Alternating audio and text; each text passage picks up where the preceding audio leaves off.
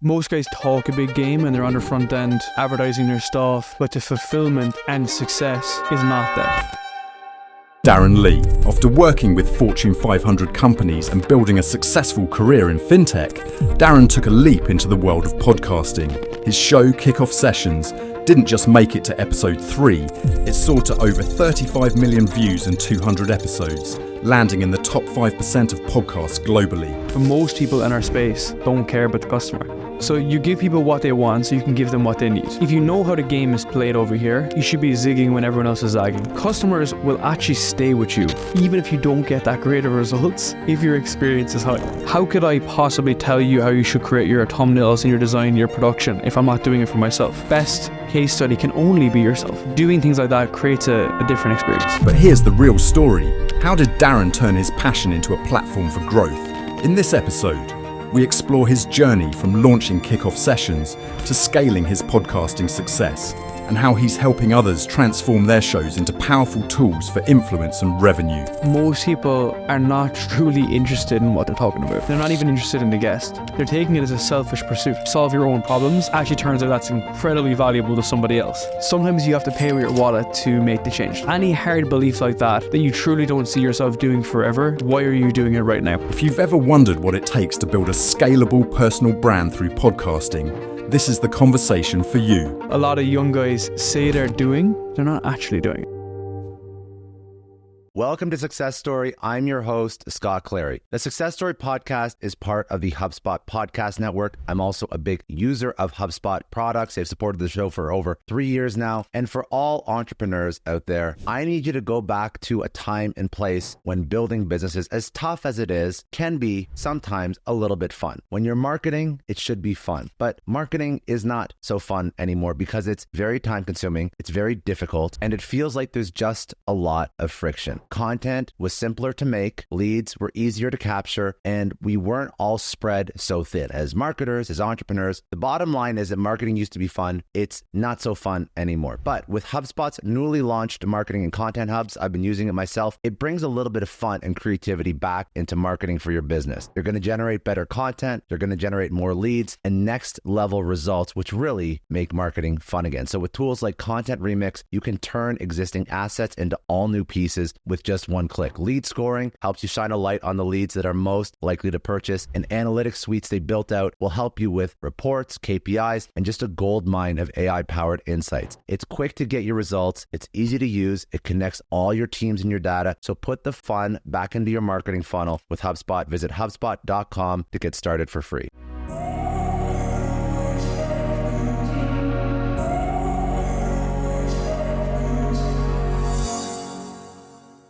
Darren, I'm excited you're here. I'm very, very excited. It's going to be a lot of fun. So we're going to take this in a whole bunch of different places and directions. But just to start it off, to like sort of set the frame, you've interviewed a lot of really interesting people. So it's going to be like maybe like a heavy thinking one to kick it off. What are some things that people have said on your podcast that have basically changed your life? What are some of those, like, you ask someone a question and they drop some wisdom and you're like, oh shit? That's such a good question, man. I think it's the smaller moments that people don't realize. You know, it's not at the big guests, not the famous guests and so on. So one guest in particular is a guy called Ned Phillips. Met in Singapore, became very close. He's pretty much like a father to me. He made me realize that it was less to do with like being super experienced, having all the years experience, waiting to become successful, to be successful. His approach was just more, it's just the action. Most guys were not taking any sort of action, especially younger people. He was able to make me realize that almost anything was possible once we actually said what we were going to do, right? Because these guys were experienced in sales, they were around for many years, and he was looking down on us kids. He's in his mid-50s, 60s, going on to 60 soon. And the only gap between where he was and where I was actually doing the work. You know, and this is what a lot of young guys say they're doing, but they're not actually doing it. Why do you think that? So I agree with you, but it's hard to unpack as to why people aren't doing the work. Because it seems like everybody is like, seems like everybody online's hustling at least. But what do you mean by not doing the work? So there's a big difference between marketing, sales, and then what happens in the back end. So this is the big thing in the online space, especially like where I'm kind of situated in, is the fact that most guys talk a big game and they're on the front end advertising their stuff. They're good on marketing. They're good on their funnels. But the fulfillment and actually creating a great product, business like you've done, and success is not there. So taking that lesson from him in particular, all the things, the real boring stuff about building great products, great offers, great businesses, is focused on the person. But most people in our space don't care about the customer. So interesting. I actually have such an issue. I love what Russell Brunson's built. And I really do. I think he's an incredible entrepreneur. I'm not joking. But what he's built is he's created the ability to market and sell for people that are not technical. Of course. And you can spin up landing pages and funnels overnight.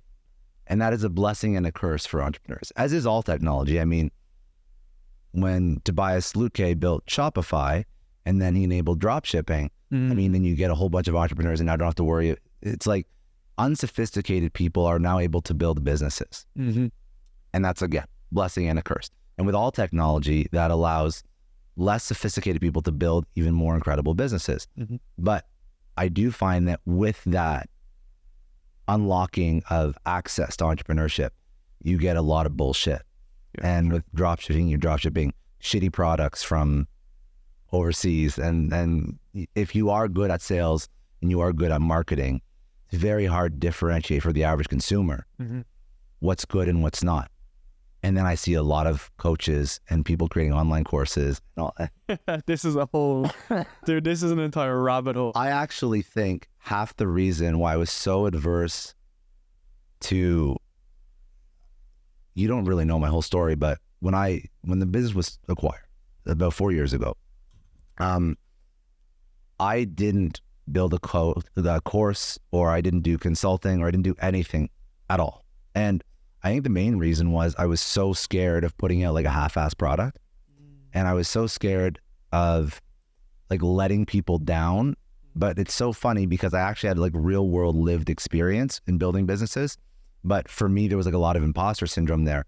And I didn't want to be perceived in the, like I had this, it was like such a negative, adverse reaction to ClickFunnels coming from like a SaaS world.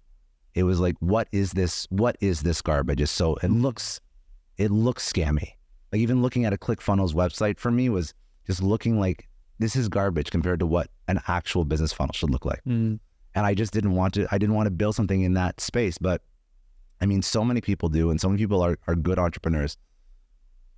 But like to your point, a lot of people don't focus on great product, which is ultimately in my mind what differentiates good entrepreneur versus scammy sales and marketing. So how do we fix, like, I mean, there's no fix. I mean, fix is like an ethics question at the end of the day. But for entrepreneurs listening, what should they focus on so that they don't have chargebacks, churn, lose customers, flash in the pan success? This is something that I'm incredibly conscious of, because similar to yourself, I've come from a software background. Yeah, you were at Accenture. I was at Revolut. That's a fintech company, right? And I was focused on product. So for context, I was working in trading product, customer experience, real detail UX UI. So I come from the lens of delighting a customer, creating basically an experience for a customer and keeping them sticky, right? Yeah. Whether you're selling services or products, we want people to come back and stick with us, right? That's why a retainer works so well. And that's why we're trying to keep clients for as many years as possible, because we just have a good experience, a good relationship. The first thing I think you should always focus on is, can you actually solve what you say you're going to solve for that specific customer? So service or even product is very important. How much people went to work with you and went to buy your product at the enterprise level that maybe they weren't best suited for the enterprise level. Yeah, they could have paid you $5,000 a month, but maybe the $99 a month would have been better. So it's almost like creating the solution that just fits that customer profile specifically. And that way there's no resentment, there's no grudge, okay? And this customer will appreciate that you have that well situation for them. So let's give an example for us. We're doing full done-for-you management of podcasts. There's some people who just don't fit that well. Let me give an example. Our service might be, let's say, $5,000 a month. There's some guys who are getting started as an entrepreneur that can't afford it. They shouldn't do it. They shouldn't be taking out the credit card to do it. but most people will sell it to them. That's the problem. Most people will take the cash, spend 1 or 2 months, get a horrible feedback, the customer will churn, their business will dip, right? Mm-hmm. Whereas what I've been trying to situate on is like, who can we actually serve and solve problems for? Because then you don't have imposter syndrome. Then you're actually living in alignment with what you can serve and what you can do, and you can build a better experience. So let's just say in that example, something that I've learned myself is that not everyone can afford our service. Some guys can, some big entrepreneurs, your tech companies can. What else could we do? Could we serve those same clients who came into the ecosystem differently? Could we do some consulting? Could we do some coaching? Could we do some self-paced education? Could we build an education platform that's cheaper? And the amount of people that you can surprise and delight in that experience is huge.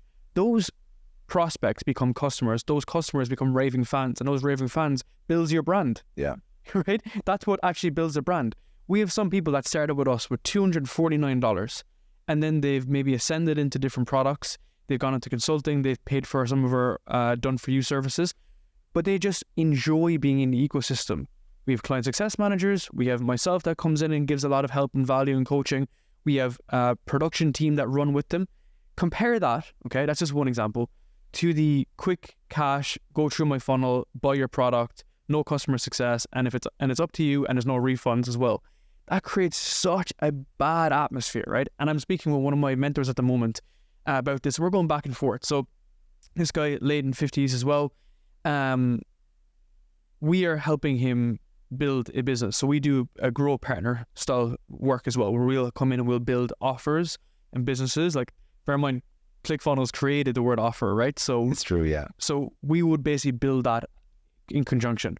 But what's been very important here is the fact that because my alignment is much more geared towards long-term, the infinite game, and so on and so forth, we can be a bit more delicate with the language, the tonality, the speech, how it's portrayed, right? Because as a result, you bring in a different customer.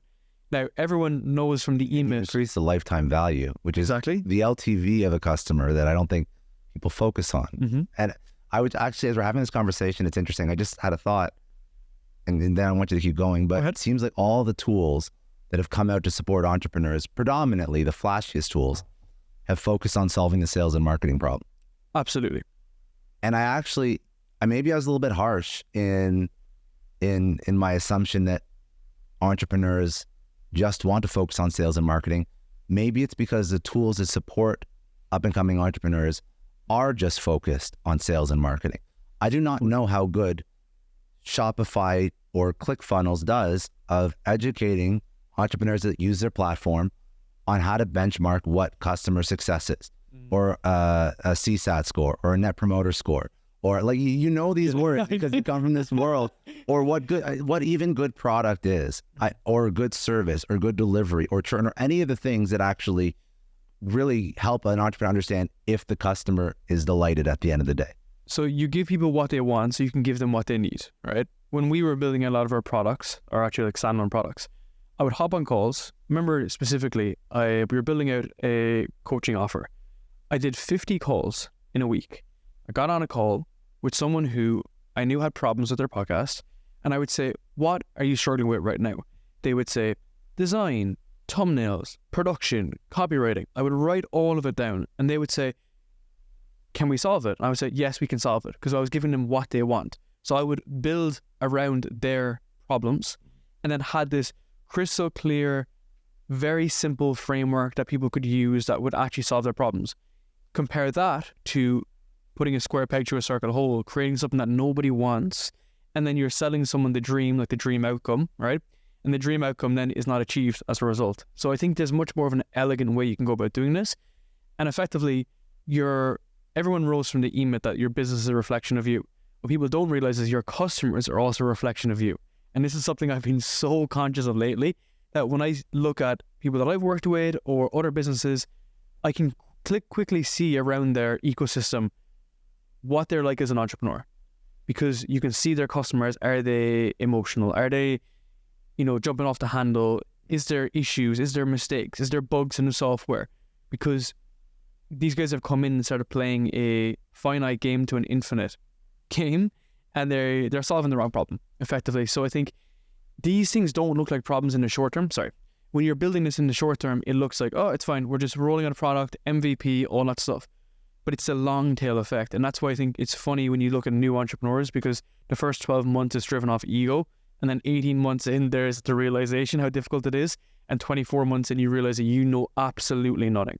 Like absolutely nothing. But that's the growth opportunity right there. And it's even internally, right? That's when you've developed more. We've been sitting down talking for the past couple of minutes. And, I can see that you're like a humble guy, even though you've sold the company, because you've gone through it and realized that I still know nothing. And that's the way I approach it. And just to complete the circle on this, in the kind of online space, why I have a little bit of an issue with it is the fact that I don't understand how someone can make so much money and make more money and become more egotistical. If anything, the way I approach it is the opposite. The more that we've had success, I've realized that, damn, there's so much more that we don't know. But I think the logic behind this is the fact that the common knowledge is that people don't buy from someone who doesn't have conviction. So if you don't have conviction that you're going to be able to solve the problem, or you know best, or you have the best funnel, then why would someone not buy from you? I think that's wrong, because of the fact that only works to someone who's actually insecure, who's trying to buy from you, because they don't know themselves. But if I can say, like, look, this is what we work on, this is what we've helped, this is the world we've created, this is the opportunity, this is how we can help you, someone who is well grounded will say, okay, this makes sense for me. And this is playing infinite game versus a finite game. I think that's the concern that entrepreneurs have when they put something out and then they see their competitors being flashy and promising the world. And they like when you play in a space, you know who's real and you know who's full of shit quite quickly. Yeah. But you get frustrated because you lose customers. So I kind of want you to give entrepreneurs maybe some very simple or tactical tips when you are launching a great product and you know it's a great product and you feel like you're being outmatched on the sales and marketing front by somebody who has a shittier product, but they know how to really say the right things or just show up in a way that maybe a product focused person doesn't understand how to show up. How do you compete so that you don't devolve to these shitty sort of gotcha sales and marketing tactics that we're sort of talking about that creates this shitty customer experience where customers are buying, they have remorse, they want a refund, they're not getting it. You know that's the average customer that goes through your competitor's funnel is dealing with. So what do you do? I think if you know how the game is played over here, you should be zigging when everyone else is zagging. You've mentioned that a few times. I've seen your content. What does that mean? So if everyone is like running the same type of funnels, the same type of landing pages, the same type of offers, and you're familiar with that, it's good just to completely avoid it and do something completely new. So if they're running this specific landing page, don't have a landing page. If they're doing loads of sales calls, have no sales calls. Have a different approach to it, right? There's different ways we can slice and dice it so that you are not becoming into that crowd. The biggest problem with this, I find, is that a lot of guys are trying to fit in. They're running agencies, they're running consulting, they're running coaching, they're running SMA. But it's like a shitty copy of the other person. It's a rendition, right? Yeah. That's why, people try always imitate others online, whereas the category of one will actually just have his own principle and process to this. So let me just show you how I walk through this process. So when we built the agency in the beginning, there was a very common way to build agencies, but I didn't go through those programs. I didn't go through that process at all. I just intuitively worked off, these customers have a specific problem. I can get to them this way, through outbound, through outreach. Outreach doesn't really work. Maybe I could do something different. Maybe I could send them Loom videos. Maybe I can show up their door. Maybe I could do something unique. I was basically utilizing my own intuition as to how to solve the same problem. Now, we still have a good product. We still have a good way to do it, but you don't need to follow everyone else's advice. Give another example. I was early on writing on LinkedIn. Around 2020, 2021, I would honestly say one of the first people in the entrepreneur community to be writing on LinkedIn. It was from Justin Welsh, that's where I learned from. He was like first. And I remember I quickly learned that okay, this is really sparking. When everyone said that was a bad idea, when everyone said it was cringy and it was woke and you should be on Twitter and on Instagram, I was still writing on LinkedIn. I still have a small audience, but I have a very engaged audience that people like, know, and trust me. They see a lot of social proof and they come inbound. Most people that want to work with us come from that. It's a unique mechanism. I have a unique way of doing the same thing as everyone else. So developing that innate kind of unique identifiers is completely unique, right? I'll give another example. When everyone's running ads, we're recording podcasts, right? Some guys have just ads businesses. We're doing something that's unscalable. I've had mentors tell me in the past that, maybe you're recording too much podcast, but the intangible benefits of what we're doing today is you can't measure it, right? It's a unique way to do it. But at the same time, we're putting in the 7 areas of trust that people can develop with us, to work with us. They see that there's a unique way to work with us in the front end. And the back end then, to have that unique mechanism as well, I think it's down to the team, right? I've been very focused on building a winning team, an excellent team, a team of people that get it, like it, and trust it.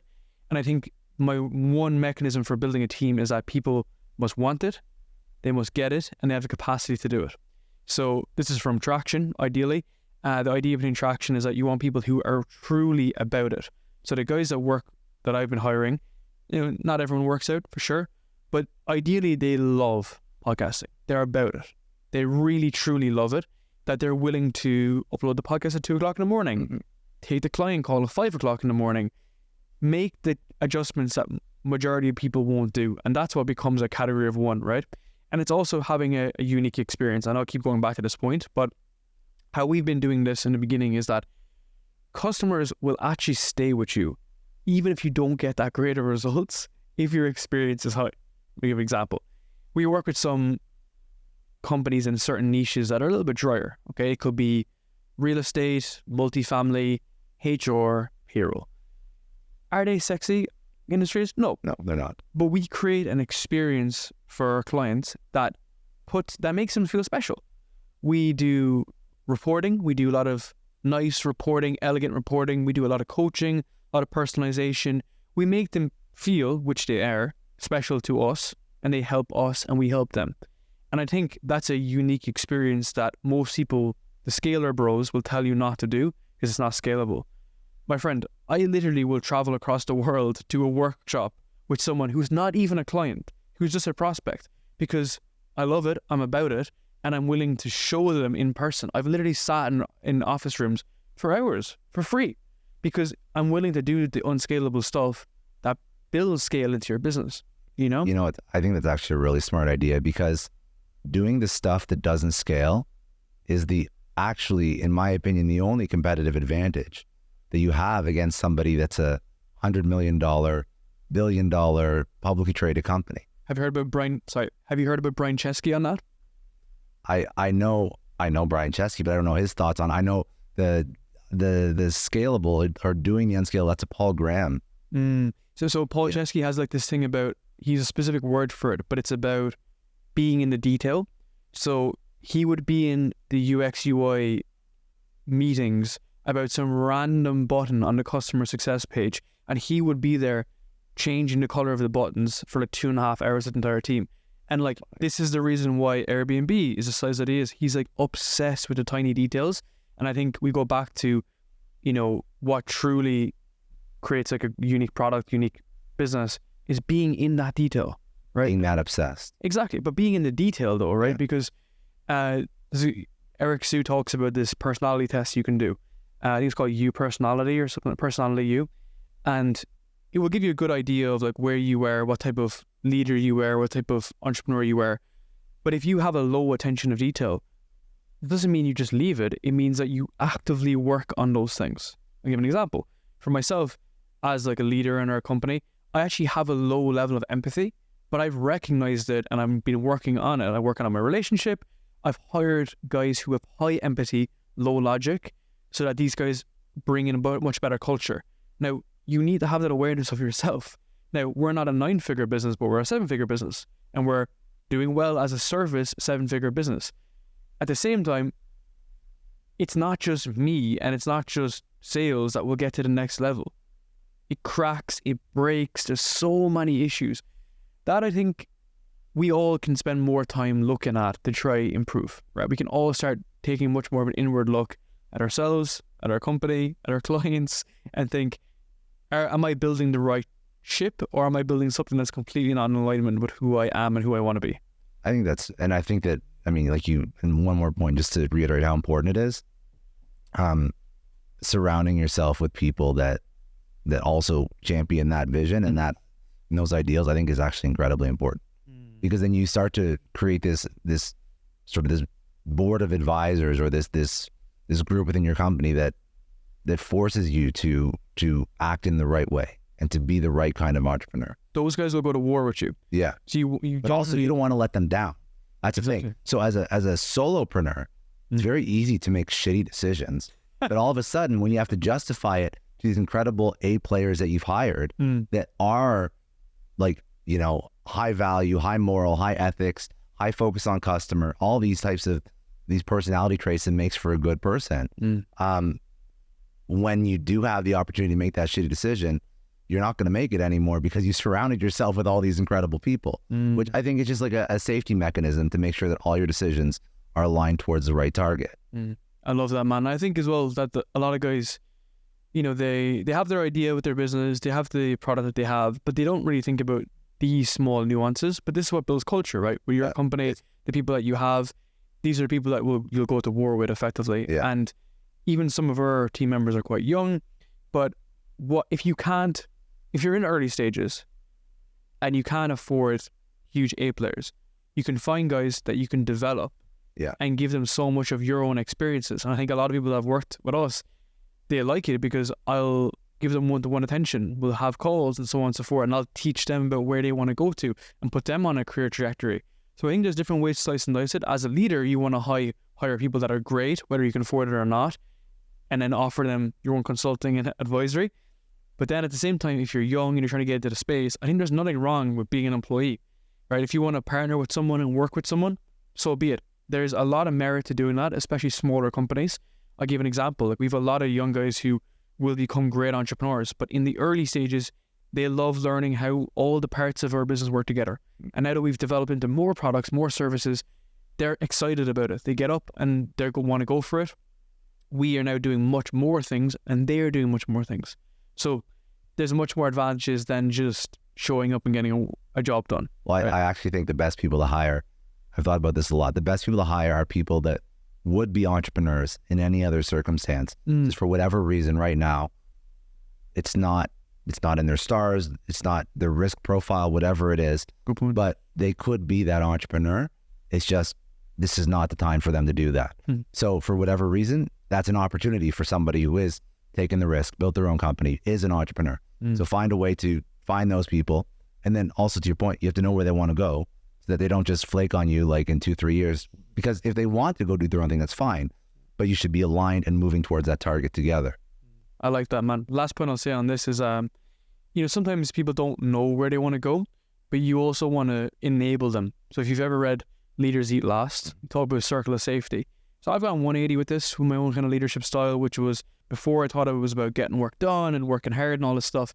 Now it's about putting people in their best seat and allowing them to almost develop their own career with you. So I'll give an example. My COO, who was recently promoted, young guy, came from Goldman Sachs, knew his stuff, really knew like everything. And for him, he didn't really know where he wanted to go. So I wanted to help him see that. He wanted to have a better career with us. So it's about creating that space, allowing him to do his best work, and allowing him to develop as an individual too, right? And maybe in a couple of years' time, he'll want to go build something, and that would be great.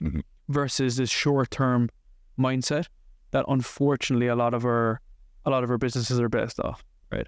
I love it. And also, actually, one more. This is actually meant to be a very quick question. So. No, I love this though because you seem passionate about it. And I think that's important. And I think that, and it shows, by the way, it really does show, which is, it's good vibes as an entrepreneur when you are passionate about this particular topic.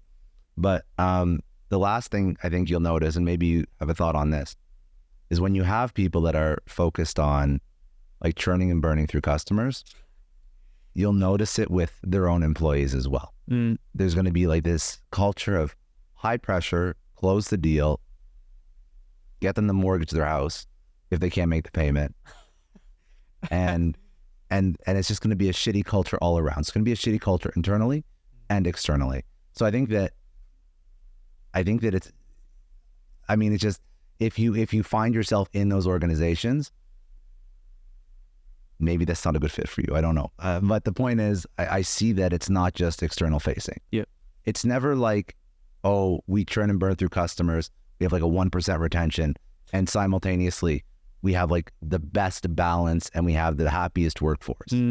It always seems to be this systemic problem, top down usually, with how they just look at performance and money and revenue, and they're optimizing for the wrong KPIs. Always. And the thing is, that kind of you don't need to have that kind of culture to be a successful entrepreneur. In fact, I would argue that to be a successful, however you want to define that, usually it's by, okay, so you want to be able to stay in the market for a long enough period of time, right? And excuse me. And most people, they want to stay in the market for a long enough period of time. That churn and burn internally and externally is not a great way to build a company. It is building a company that will go to bat for you at any time of the day. Not saying that that's the expectation. That should be the de facto. You don't want your whole team waking up at 5 a.m. The point is, you want somebody who will go to bat for the customer if there is a massive outage or something shit hits the fan at 5 a.m. And then when you have a team like that, you're also going to have customers that are going to stick around for the long term. And it'll actually be easier to build a business. You can build a business both ways, but it'll be much easier to build a business when your customers stick around for the long term. Your employees stick around for the long term. They're not burnt out. They don't feel like, again, they're doing things that like fuck with their moral compass every single day when they go into the office. I don't think it's a sustainable way to build a business. And I think that that's really for entrepreneurs, you have to figure out exactly what kind of business you want to build day one, and then never delineate from that, and then don't. If things aren't working, there's a solution, and the solution is to not be a shitty entrepreneur. If the problem has to be solved, but to emulate people that seem to be moving faster or seem to be doing things in a less than ideal or ethical way is not the way to do it. That's my 2 cents. Agreed, man. Agreed. I pulled like, so it's so funny. So I went on your threads. You know what I wish? Dude, there's so many people that mention my threads, but I love your threads. It's actually very good. A lot of good ideas there. I went on your threads and I was looking at all the different, like, sort of the ideas that like hit home with people. Because I mean, that's a great litmus test for whether or not it's good content. But one of the things that you mentioned is actually, I think it was one of like the highest liked posts on your Twitter. So you flew 16,309 kilometers to interview Justin Welsh. And this can sort of bleed into a conversation about podcasting and what good content is. But why did you do that? Why was it necessary to fly so damn far to interview Justin Welsh? And I mean, you've flown and you've traveled for other guests too. But for somebody who's just starting to create content or just starting to podcast, they're like, well, fine, if that's the case, I'm never going to start. So how do you figure out what type of commitment, what type of travel is actually worth it versus can you emulate great results virtually, etc.? The problem is everyone was getting so used to my content. It's not unique. It's not novel. It's not different. Everyone looks the same. Everyone's in a studio. It's black. It's all the same. And as a result, why would I want to do something that's the same? To get the result no one else has, you have to do things no one else is willing to do. And I got caught in this continuous loop of recording online, recording in Dubai, maybe showing up in Singapore, saying the same questions, doing the same stuff. And it was just like everything was the same. I wanted to do this because it's a creative pursuit. And for me, learning those skills and trying different things puts me outside of my comfort zone. It's a 101 growth anyway. It's doing things outside your comfort zone. I've always enjoyed traveling to interview people anyway, because it's like I'm putting them in their best seat. And I thought, well, if I could do something that no one else has quite literally ever done, and if I can keep repeating that model, I'll create a new standard and a new way to do it. I think the high quality, insane production was obviously pioneered by Chris Williamson. I think for many ways, I've kind of pioneered the fact of doing these crazy trips. Like I've literally recorded 15 podcasts in the past 10 days, all across America, dude, like literally all across America. And we just got good at repeating the process. But the reason being is because it created a whole new experience. I think for guests, they feel much more respected. We're recording in their hometown or pretty close to it. It creates a better relationship. And also it stops you from being stale. Like everything runs stale, man. Your hooks run stale, your headlines run stale. We're so used to going back inside the mean curve. And I think why did I become an entrepreneur is because I was so sick of doing the standard stuff in a tech job or whatnot. So why not do the stuff that no one else is willing to do? And I think as well, it's allowed me to create a new standard for myself, because how could I possibly tell you how you should create your thumbnails and your design, your production, if I'm not doing it for myself? And I think the best case study can only be yourself. And I've always tried to focus on doing that. So I started out quite small when I lived in Singapore, recording in studios in Singapore. And I would fall in love. This is when you first started your show. I started off my show in actually Ireland originally. And that was all remote. That was all putting together on my iPhone, all this kind of stuff, which we can go into details too. But when I moved to Singapore, that's when I started getting to the studio. As you can see, I'm very interested in like the equipment and whatnot. So I fell in love with that process. But I didn't have the guests in Singapore. I had good guests, but not great guests. And then I flew to Dubai and I started creating a standard for going places and setting up and doing a week of recording. And then lo and behold, the market adjusts. Everyone starts doing it. Everyone says that they created it. So I was like, okay, that's that. Could I do something that's even more crazier? Could I fly from Bali all across the world to New York? Could I set up, get a studio built and record with Sahil Bloom, Justin Welsh, Ireland Moore, all in the space of like 2 days? And we did it. And it looked fantastic, and it created such a stronger relationship with the audience and even with the guest. So I think that's the stuff that, again, it's zigging when everyone else is zagging, right? You've created a beautiful experience here. It's in your home. It's very personal. That's just unique. I have never done that. I've never Really? It is. It's very unique. Maybe So it's common in the US, but especially where I'm from, which is much more transient. People kind of come in and travel and stuff. It's less common, especially less common in Asia. So I think doing things like that creates a different experience, right? A big shout out to HubSpot and the HubSpot Podcast Network for sponsoring Success Story. If you enjoy Success Story, you're going to enjoy a ton of podcasts brought to you by the HubSpot Podcast Network, including Hustle and Flowchart, hosted by Joey Fear. The Hustle and Flowchart podcast with Joey is all about how to build a business so it gives you the freedom and fuel for your life. You're going to join Joey as he discusses systems, mindset tweaks, reframes, and strategies for entrepreneurs and really anyone to enjoy the process of being in business and having fun. This isn't for entrepreneurs looking to build a billion-dollar business. It's for somebody who wants to build a lifestyle, somebody who is looking to build systems that work. Listen to Hustle and Flowchart wherever you get your podcasts. I think that what I'm trying to pull out is for an up-and-coming creator, how do you decide when it's time to start investing in that kind of production?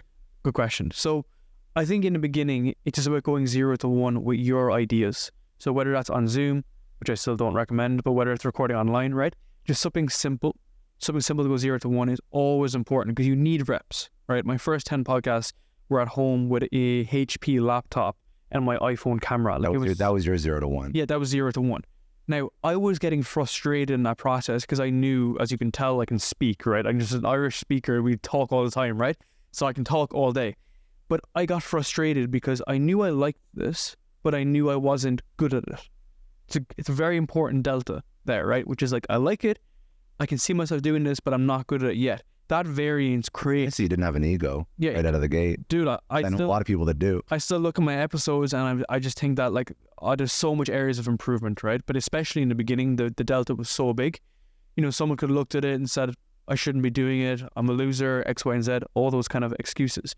But now what's happening is we have this new environment whereby you can record on StreamYard, online, you can record a very good setup. Your laptop camera in a Mac is as good as your iPhone anyway. You can also use your iPhone. So I think you should utilize what you have around you in all aspects of life, whether you're building software, content, you utilize resources you have, right? So if you don't have a lot of money, which I didn't have, I was just using that basic setup. I think my entire podcast per episode could have cost me $50 less. It was like your StreamYard cost, your Zoom cost. Or yeah, and I was editing the episodes, just pretty much pulling down in case I messed up, just publish.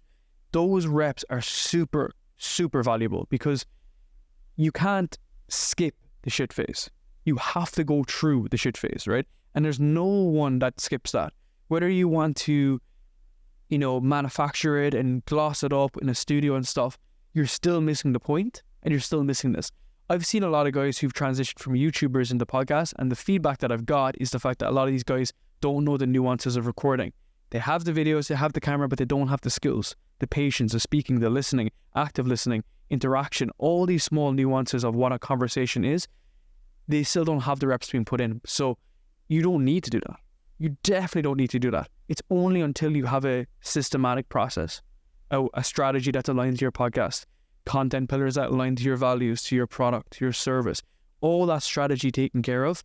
And then you may have an idea of growing the podcast. You might be exploring with clips and thumbnails and designers, and you're writing content for LinkedIn and maybe Twitter or maybe Instagram. And if you're not getting success, then it's time to, okay, maybe step things up. And I think my first recommendation always to people is that if the content is dialed in, your strategy is right. So let's say you started off with a sales and marketing podcast. Your background was in SaaS, you did product, you knew what was going on in the front end. And if you're still not growing and the podcast strategy is set up, then you can step into a studio, drop the $50, drop the $100 for an hour, and just elevate that up. I just spoke with someone this morning who's coming to work with us soon, and they already have all the bells and whistles, and they already just need to fix the strategy. So my kind of model for this is like, especially if you're not seeing progress, is there's only 3 different variables. You have strategy, you have growth, and you have monetization. But it's actually an equation. Your strategy plus growth is monetization. As part of every equation, if you don't have one variable, it doesn't equate, right? So I see a lot of people who start out like me, no idea what to do. So the strategy is all over the place. Doesn't matter what you want to throw on it, any clips, doesn't matter. It honestly doesn't matter. So we need to kind of take it back to the basics, really dial that in. Doesn't matter what your camera looks like, dial in your strategy. And only when that is really dialed in, you can think about growing it. You can think about growing it, because you think about it, all these clips in short form and even content writing, that wasn't really around when we got into the game in 2020, 2021. It was always based on the quality of the content. So I think even though a lot of these additional stuff is valuable, it can often be a distraction, because at the end of the day, if your video is very good and the content is very good, it's going to find the right people. You're going to get your 1,000 true fans. Maybe it might take you 12 months, 18 months, but that process is in place, right? Because you did it, I did it took me much longer. Yeah, it's interesting, right? Well, I think that, what you've basically just said is the way that you build a business is the same way that you build a podcast. Product first. It's product first. Podcast market fit is what I call it. Podcast market. I love that. So nerdy. Podcast market fit. No, it's when you focus on the wrong thing, when you focus on the bells and the whistles, and you have a shit product or a shit podcast, or you don't feel comfortable interviewing, or whatever it is, you're just going to attract people to something that's a little bit below par, below standard, and then they're not going to be sticky, because there's going to be a better version out there. Some of the best shows in the world, like you mentioned, yeah, now they have high production value. But if you go back to before they invested X thousands of dollars per interview, I don't even know what Chris Williamson does. I'm sure it's quite expensive, because he has like full production value, right? Or production done for every single one of his interviews now. And he does like some remote on site where he like has a videographer come in, and there's like this beautiful lighting, and it's shot in 4K, and like it's just phenomenal. The background's phenomenal. Before he did all that, if you listen, he improved himself dramatically as an interviewer and a conversationalist. Such a good before point. he did any of that. And it was only when, it's funny, if you actually go back and listen to his first episodes, he was kind of just like a bro shooting the shit. Yep. So him as a person has evolved over his journey, right? And you go episode 0, episode 50, episode 100, you can hear how he evolves as a person. So he's probably doing it consciously at some point, probably for part of his journey, he was doing it very subconsciously, but now he's consciously trying to ask better questions, do better research. And now he feels comfortable investing in all this high production value. And I'm sure there's a whole marketing campaign and routine behind what he does, but it wasn't like he invested in that first. And I think that sort of the one thing I always like to really drive home with entrepreneurs, podcasters, creatives, whatever, is like find a way to make what you're doing very sustainable, so that you can sustain doing it for this is a Hormozy quote, where if you do it for an unreasonable amount of time, then it's really unreasonable for you to not be successful at it. But if you over-index on spending thousands of dollars on cameras and studios, and you're putting out 50 pieces of social per day, that's not sustainable. Mm-hmm. For most people, that is not sustainable. So that means you're going to burn out, you're going to give up, because you aren't focusing on the fundamentals first. And I think that what we're talking about really is just like focusing on the fundamentals. Mm-hmm. And I guess that is really, that's a really good idea to dive into. What do you think stops so many people from being great conversationalists, asking great questions, being active listeners?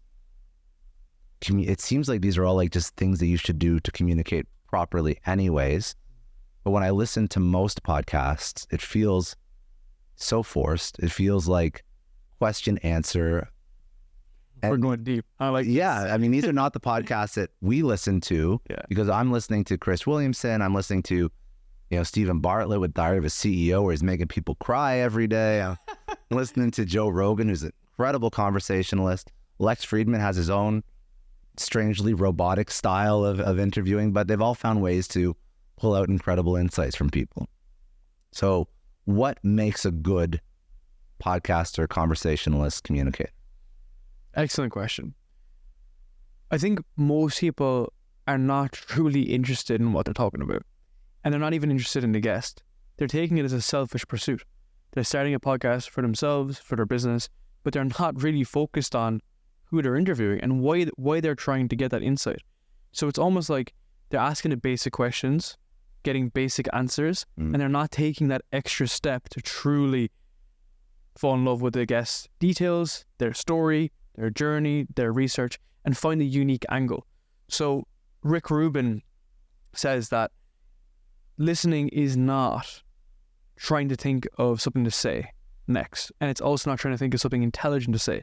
It's truly listening to what someone is saying and then judging your next words based off aggregating that information, synthesizing it, and then learning what to say next. Okay? So you have an idea where to take this conversation, but if I was to say something X, Y, and Z, you would say, okay, let's go A, B, C from here, because you're truly listening to that. And dude, I'm reviewing these podcasts. I'm seeing all these podcasts. This is exactly what we're focused on, is that we may have a hypothesis, like a product, for how something should turn out, but the end result will be totally different if you allow that process, the actual listening process, engaging, to be very much more natural and organic. The whole reason why we're here is because this is a natural conversation. If it wasn't, we'd have an automated bot on 11 Labs that would run a conversation for us. But people that are listening are here because they're here for the story, not for the product. They're here for your insights. What are you going to ask me? How am I going to interact with these questions? That's what creates something that's unique, right? And if we look at the traditional stories of podcasts, they're logical. They're just, tell me what happened when you were 16 until you become a multi-millionaire. Which I hate. I hate those. Well, you know what you can do? Even when people bring me on their show, and they're like, I want to do origin story. I'm like, I don't want to do origin story. Exactly. Part of origin story. Well, that's the whole point, the Russell Brunson approach, right? You should be so sick of your origin story. Yeah. I'm telling you so much. So the way that you can kind of flip that is find a unique edge within the story, right? So let's say, for example, you sold your software. I don't need to know all the details you went through with the letter of intent, the buyer, getting the payout, and what you did with it. What I'd like to find out is the feeling you had when you saw the bank balance change. Was it positive? Was it negative? Everyone says negative. How did that make you feel? Because you pick a moment in time, and that's effectively what good conversations is that we drill into a specific moment of time. Let me give an example. Be taking notes for this. Oh man, trust me, man. So this is from Storyworthy by Matthew Dix. Matthew Dix is someone I always recommend checking out. He's a great guy for your show as well. He's based in Connecticut. He says that when your grandmother comes back from vacation and she says, oh, we went here and then we went here and then we went here, you're bored to death. Okay, you're bored to death. They ate at this restaurant, they went to this beach and so on. But if they said that they sat at a restaurant and at that restaurant some guy was choking and then the waiter came over and the waiter was £160, but the guy that was choking was £280 and the waiter brought her back to life. That's an interesting story, right? You feel in the moment. You feel like you're in the Italian restaurant. But most guys cannot tell that story elegantly. So someone like Joe Rogan, he's a great listener. He allows the guest to elaborate on his ideas, but he'll drill into a specific moment in time. And I think this is where we move from this monologue this, to much more of an engaging story, right? And this is kind of the problem with B2B stuff. B2B stuff is very vanilla, it's very dry, it's corporate tone. But you have to remember that corporations are trying to be more human and you're trying to be more like corporations. We're just chilling here. I'm just wearing like a shirt that I got my company printed on. It's like $20 and we're just chilling. You know what I mean? We're just like having fun. We're engaging. It's much more natural. That's what gets people involved in the story. But do you not think that, so yes, agreed. But I'm curious why, if there was no cameras rolling, that seems to be people's default setting. What you just described seems to be a pretty default setting for most people. Why, when I turn on cameras, it's like they go into this performative mode, and it's so frustrating because you probably feel this as a podcaster. You will finish the podcast, and then you'll turn off the cameras, and then all of a sudden they turn into this different person. And they're like actually somebody who I actually would want to talk to. Yet for the last hour and a half, you were the most boring ever. And I know that content was subpar. So, good point. So as an interviewer, yes, makes tons of sense. I can, by the way, it's ironic that you say that because like you won't see this on camera, how many notes I write down. But I write down probably like 3 or 4 pages of notes per guest. I probably look at this like once. Like for the past 6 years, I have never really looked at the notes that I write down, yet every single time I do it, I write down like 4 sections, like 10 questions per section. There's a whole intro here. You learn them intuitively though.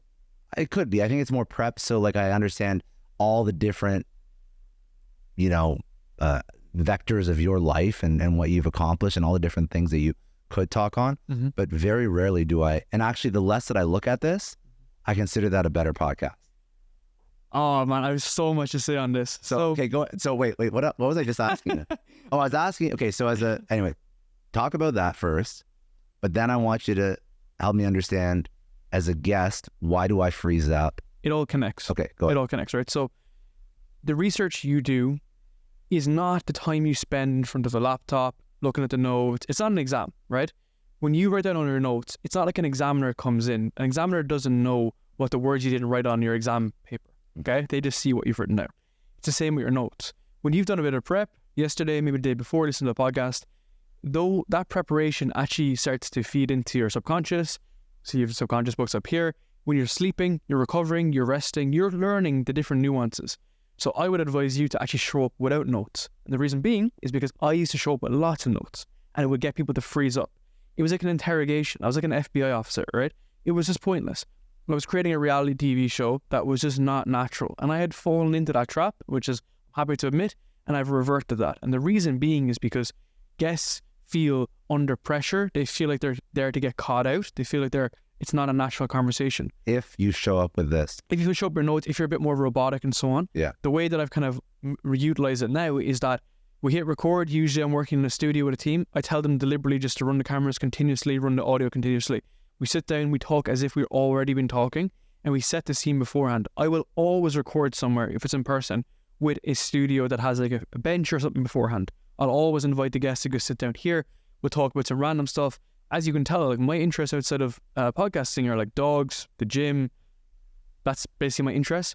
I love sharing these kind of like random, stupid stories. Living all over the world. Yeah, literally, right? Just like random stuff, right? Yeah. And I just try to be the person. I try to be the host that I'd want to be interviewed when I'm a guest, and then vice versa, right? So then we sit down. The only difference is that we've popped in a few lights and the camera. So I want to try to put them into their best seat. It's kind of like back to employees, right? Putting people into their best seat so they feel natural and relaxed. There's different ways to ramp conversations. You've done it in a very good way today, which is you pick like a moment in time. I used to come in very hard over the top. I now lead with much more of a Joe Rogan style, which is we'll just kind of roll into the conversation. So, hey, what's up? Yeah. No, not even that. I would just have the cameras running and we're already talking about something, and then I'll just slowly. So I try and do like a Chris Williamson kind of open, where I have an idea that I lead with. You can cut into that though. This is what's interesting. When the cameras are running, they can just run and your team can start the moment in time whenever. Yeah. You can't revert that. The reason being is because even today, like I'll be honest, like as you're clicking on the cameras, you just get slightly anxious. I don't know why. You just say something stupid, right? So it's every second in time. I'll give an example. if you're in school, think back to when you were in school, and let's say you have to introduce yourself. If you're the first person at the table, you say, oh, I'm Darren Lee, I'm from Ireland, and so on. But if you're the 10th person, you start getting so anxious, right? Yeah. Every single person is going around, and that's the feeling of when people come on as guests and they tense up. So we need to almost like get them to be much more relaxed, so that it's much more natural. But that's 100% on the host. It's like the host brings in the experience, has to make them feel much more relaxed, and then they'll slowly start to evolve. The second side of that as well is I focus way less on logic in terms of tell me what happened, tell me the story, tell me this. I'm much more focused on the emotion and the feeling, because through the feeling you'll tell the story, but the story is going to be told from a different angle. Instead of I did this, it's I felt this. And when someone can open up, that's when we start having much more of a bigger dialogue. And to complete the circle is where I would add in my own story. You know, I'll add in a lot of ideas of us getting married. We got married quite young, about my experience building businesses, horrific failures I've had in businesses. And when I start sharing those things back and forth, people are like, this guy's actually a human. He's not a robot. You're never going to get that unless you tap into emotion. Exactly. Right. So it's less based off logic. And that's when we kind of run up these longer conversations, because the idea is that regardless, we're going to be able to give the actionable advice anyway. It actually will inherently come. But if you just wanted the logic, you'd Google the answer. Mm-hmm. You're here for the story and for the emotion. And through that vessel, you become pulling out the stories and the lessons and so on, so forth, and the insights. Well, I've thought about this a lot. I've thought about like why do people listen to one podcast versus the other? And it's interesting, and that whole perspective has shifted as I've built this show. Because at the beginning, I tried to get the best guests on, like the biggest names. Same. Then you realize very quickly that actually doesn't do anything for your show. What do you think that is? Why do I think that is? Because that guest is on 20 other shows. And the reason why, you have opinions. No, it's a good idea. But that's a good point. I feel like the guest is on 20 other shows. And the reason why people come is for the host. Ah, that's such a good point. So, and this is actually why I've started thinking about doing more solo stuff. Because I'm like, okay, so people like me, people that listen to Success Story are listening to my point of view, my perspective, the way I ask questions, how I engage with my guests. And then at the end of the day, if they like me, why not double down on that? Because that's really the only unique identifier. Like, yeah, maybe, okay, you get a nice little background. Like, people like look at you as like semi-professional because you have a nice YouTube channel. It's the optics. Yeah. So, but why do they stay? I know exactly. So you're correct, 100% correct. And why you're correct is, you might be familiar with Iman Gadzhi. Yeah, of course. So Jack Hopkins, who I'm good friends with, Iman advised Jack at the beginning of his like journey, and Jack grew incredibly fast. He's a huge YouTuber. And the whole idea was that people attached to his story and his unique approach. So people come for him no matter what he's doing. Fitness, boxing, business, dating, but people came for his perspective on it. And I met Jack in Bali about a year ago now, and he sat down with me, and my channel was much smaller at the time, and he was like, you need to get out of the frame. It was the first time I met the guy. He's like, you need to get out of the frame of this guest. So Justin Waller is on this podcast. You need to get into the frame of what is Darren Lee going to ask Justin Waller. People need to start thinking about you from that lens, because now it's not just another podcast with this guest. So changing that angle and changing that frame is so important. And the way we do that is by getting the reps in, getting the receipts. You build businesses, I build businesses too. I can have a unique response to a guest's insight, right? And I think I call this like the 3-to-1 ratio, which is for every 3 questions I ask, let's say like short, succinct, I'll add one bit of insight that could be 90 to 2 minutes long. And that level of insight. So I love how formalized you are with this process, because we need to have a ratio. I feel like right? you're shooting from the hip now, Dan.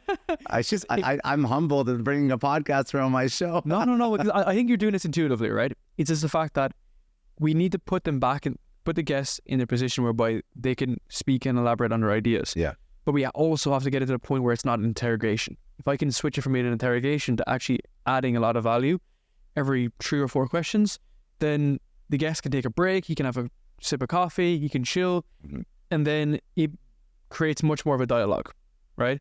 And I've been on shows, you've been on shows too, where it's just like question. That leads to the audience journey, because there's no unique It's not about what's Darren going to ask, right? People are not there for that. So the more that I've kind of developed myself, we can talk about the development side. So now I have to ask about your emotions, all the times you failed. But you mentioned about Chris Williamson's development, so I actually have some insight on this. Yes, of course, he developed individually. He gave up alcohol. He tried different stuff. Before he even moved to the US, he had that process running. Okay, he was doing different stuff. He was, the life hacks and the health hacks, all this. But he was also getting coaching on his speech. And he was going to a speech therapist that was helping him ask better questions, have a better connection between his mind and his mouth, all this kind of stuff that he was working on in the dark, which he only revealed about a year and a half ago on Mike Thurston's podcast. So by doing that, that just uplifts him as an individual, and people want to be interviewed as a result. And I remember Mike Thurston asking him on a podcast, how are you getting some of these guests? And he would say they listen to the show and they like the show. And now 4.5 years later, people who I've interviewed once now actually listen to my show on a weekly basis. Dude, some of these guys could be huge, like huge businesses, and they're coming in to look for actual answers from me. And it's a crazy phenomenon. It's a crazy change. Am I more accomplished than these guys? No. Have I done more experience? No. But they're here for the story, the connection, and also to see someone who's working hard, right? Because I think in a world of like mediocrity, someone who's obsessed, people like to get out. Is it people like to get going? Is it literally how your channel stood out when I was like looking at when I just first discovered you, and I'm like, shit, you have water? Oh, good. Okay, cool. When I first discovered you, your channel stood out, and I'm like, I mean, like you don't have millions of subs, but I'm like, there's like zero doubt. I would not bet against you.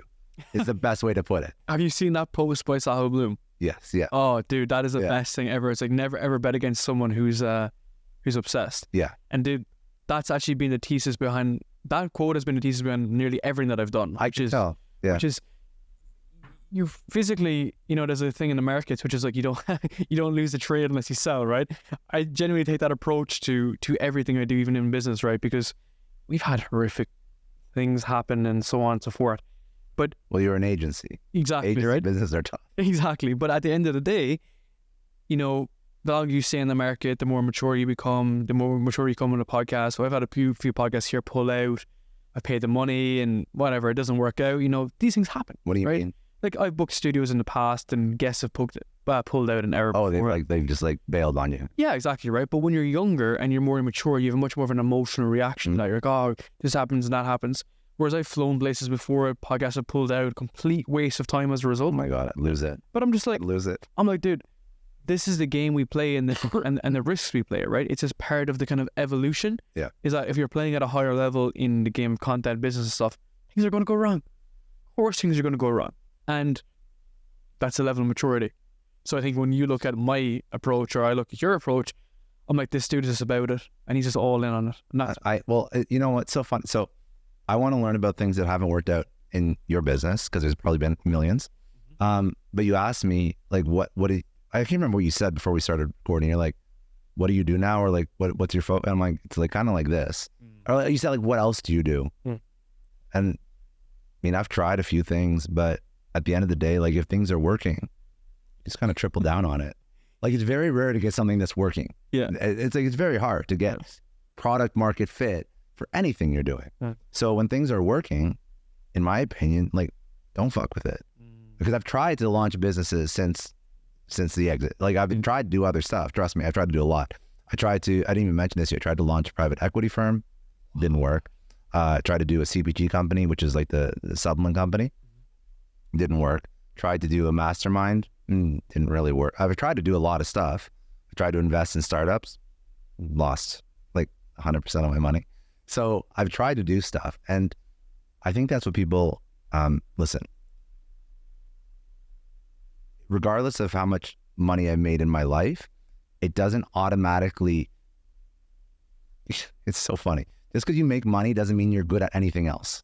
So it doesn't mean you're good at investing or good at starting a next, like you can take your learnings and run with it, but there still is a massive learning curve. Yeah. There's still going to be tons of failure. It's a halo effect. Yeah, exactly. So just because I was good at one thing at one point in time doesn't mean that anything else that I try is ever going to be good again. Like I have to go through the reps. This podcast has been 6 years in the making. So yeah, now I have like couple nice cameras, whatever. It's like, but it's still 6 years that I put into this thing.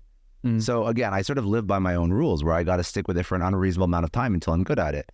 And the reason why I like this versus building an individual business is because this is building one of the 4 kinds of leverage.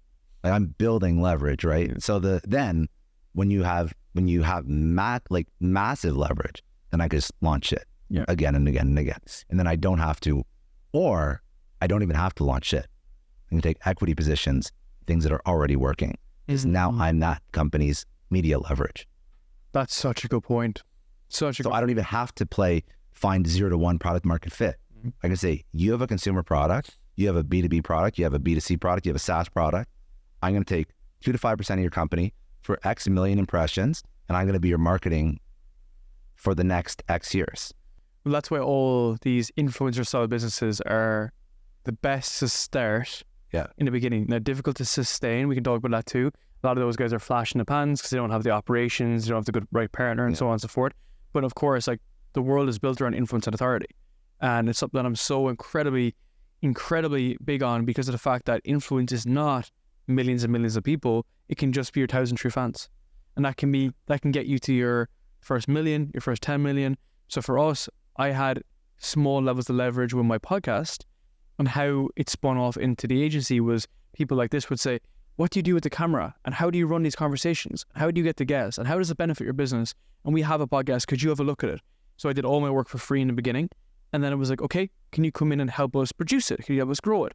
It was all natural and organic. And that was a leverage piece. I had a lot of leverage in there. So I went to my first 5, 10, 20 clients just naturally and organic, to the point that when you run into the challenges of growing and scaling an agency, which there is a lot.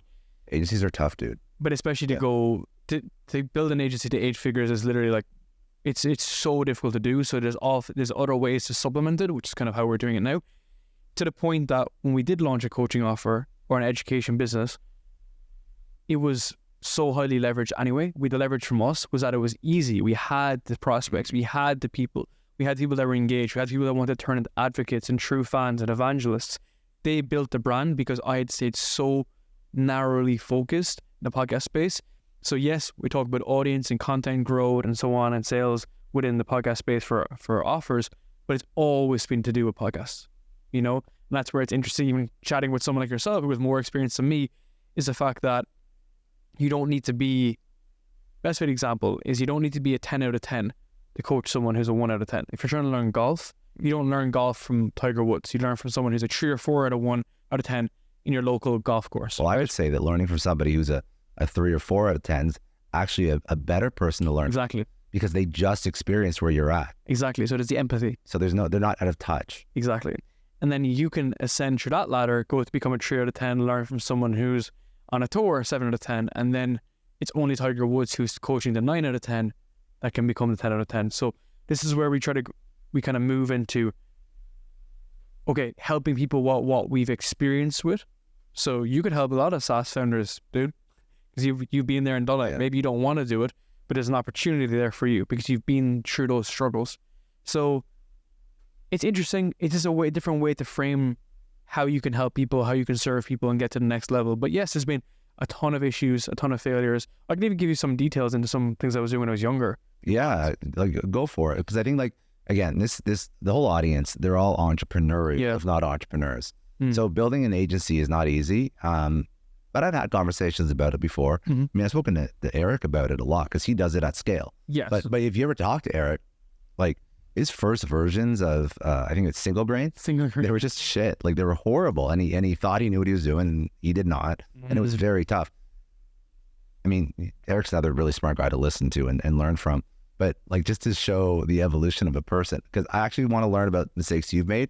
I want to learn about how you grow as a human, as an individual, but to show you like how far somebody can come. And this is more just a comment on people that have been in like homeostasis in like maybe a 9 to 5 for like the past like 10 years and they're scared of entrepreneurship. So Eric started off, I think he acquired Single Grain. Yeah. And then it flopped basically because he thought he was like God's gift to marketing and it was not happening. He eventually figured it out.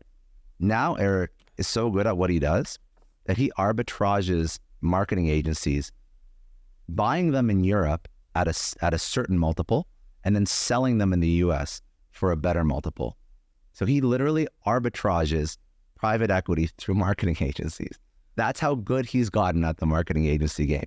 In like the past, it has to be under 15 years. 16 years. So, or 16 years. It's been a while since I had that interview with him. But yeah, it's just wild, like how you can evolve. And to think that at the beginning, he couldn't even manage one. Yeah. And now he makes money off buying and selling. I actually asked him about that too, about the buying and selling process. Because it's such a difficult game, right? He knows all too well about it. This is very difficult. Just to give you a bit of insight, like, so, like, people kind of look at Vokes as a whole and think, like, okay, just like got lucky, you know, because there's probably a lot of other. Why do people say that though? Because I don't think that. So, Okay. a lot of the guys that run these production houses are a lot older.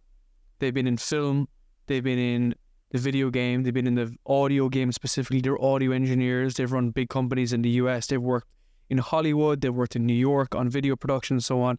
I didn't do any of that, right? So a lot of these guys have like... Is that where that tweet came from where you said you're like the biggest fraud? Yeah, effectively, right? Because a lot of the bigger agencies, the guys with 40, 50 employees, who, by the way, I guarantee you're probably doing more revenue than them, because a lot of them are dwindling down, right? Because these agencies are not nimble. They can't move pretty well.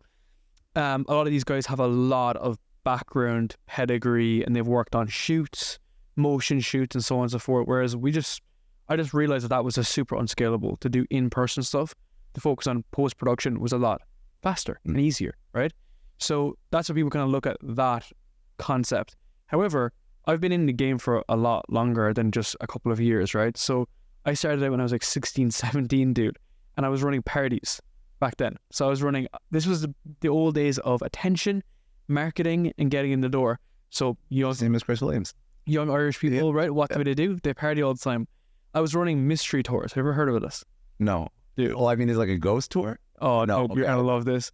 So basically, it's where you book a double-decker bus and you sell tickets for the bus, and then you drive people around until you end up in like a bar or a nightclub, and basically everyone just gets pissed on the bus, effectively, right? So you sell tickets for the bus. I was like 17 years old doing that, and I was running this all around Ireland. So What's the drinking age in Ireland? 18. Okay. Yeah, cool. People like 17, 18. So I did that initially, and I was like, right, what's the concept? People need something. They want something. It's high desirable. It's like fun. It's entertainment. We'd run things on like Facebook and software, just like posts on Facebook. That worked. Then I started running bigger events. So I started running proper club events at that point then. That was really good, but it was like, it wasn't a reliable way to build a business and to maintain a business. And it was kind of shady. And you're like, oh, do I really want to be doing this? But I was doing that like 18, 19. And then I was really into the scene of music. I started really into like house and techno music always for the past like 10 years. However, what I noticed was when I was living in London, fashion in London around clubbing is huge. Huge, huge, huge. So I was really at the early stages, this is 2016, 2017, of 90s clothing being like resurgence. So I saw Urban Outfitters, I saw a few other vintage brands, and I thought, I used to go to all these raves and people used to spend so much money on their clothes, like $200 or $300 on their outfits. Why not just be the person that sells rave clothes to rave kids? So I would buy all these boxes from the south of Italy, like the highest quality vintage clothing you can imagine, like all Stone Island, Nike, Adidas from the 80s, 70s, and I'd house them all in my bedroom. So I had these huge boxes in my bedroom. I'd sell everything to Shopify, direct to consumer from the website. That's awesome. Right? And it was flying out the door. Like, as in, I couldn't. I was going to say that seems like a really, outside of being like a business that could have cash flow issues. Oh, because that seems like a super expensive business to start. Wait for this. For this. So I'd buy the boxes. You'll find this interesting. So the way vintage clothing works is that you get different grades, A, B, C, depending on quality. So you'd get a box not knowing what's in it. It's like a lucky dip box, right? And then you get the stuff on a Friday and you have to sell it for the next rave, for the next party and so on. So I had a lot of like stock, okay? And this would cost me a couple of $1,000s a box, and I was buying them every week. At that point, we were making a lot of revenue, but we're spending it all on stock management, right? On like getting the stock in, running ads and so on and so forth. Bear in mind, I was modeling all the clothes myself. Oh my God. Everything myself was modeled from my balcony, dude. Oh my God. From my balcony. So this was running quite well. I was working in investment banking at the time. And during this, I was making more money in a week than I'd make in a month working as an intern as an investment bank. So I was obviously detaching from reality with what was possible and so on. Until... Revenue or profit?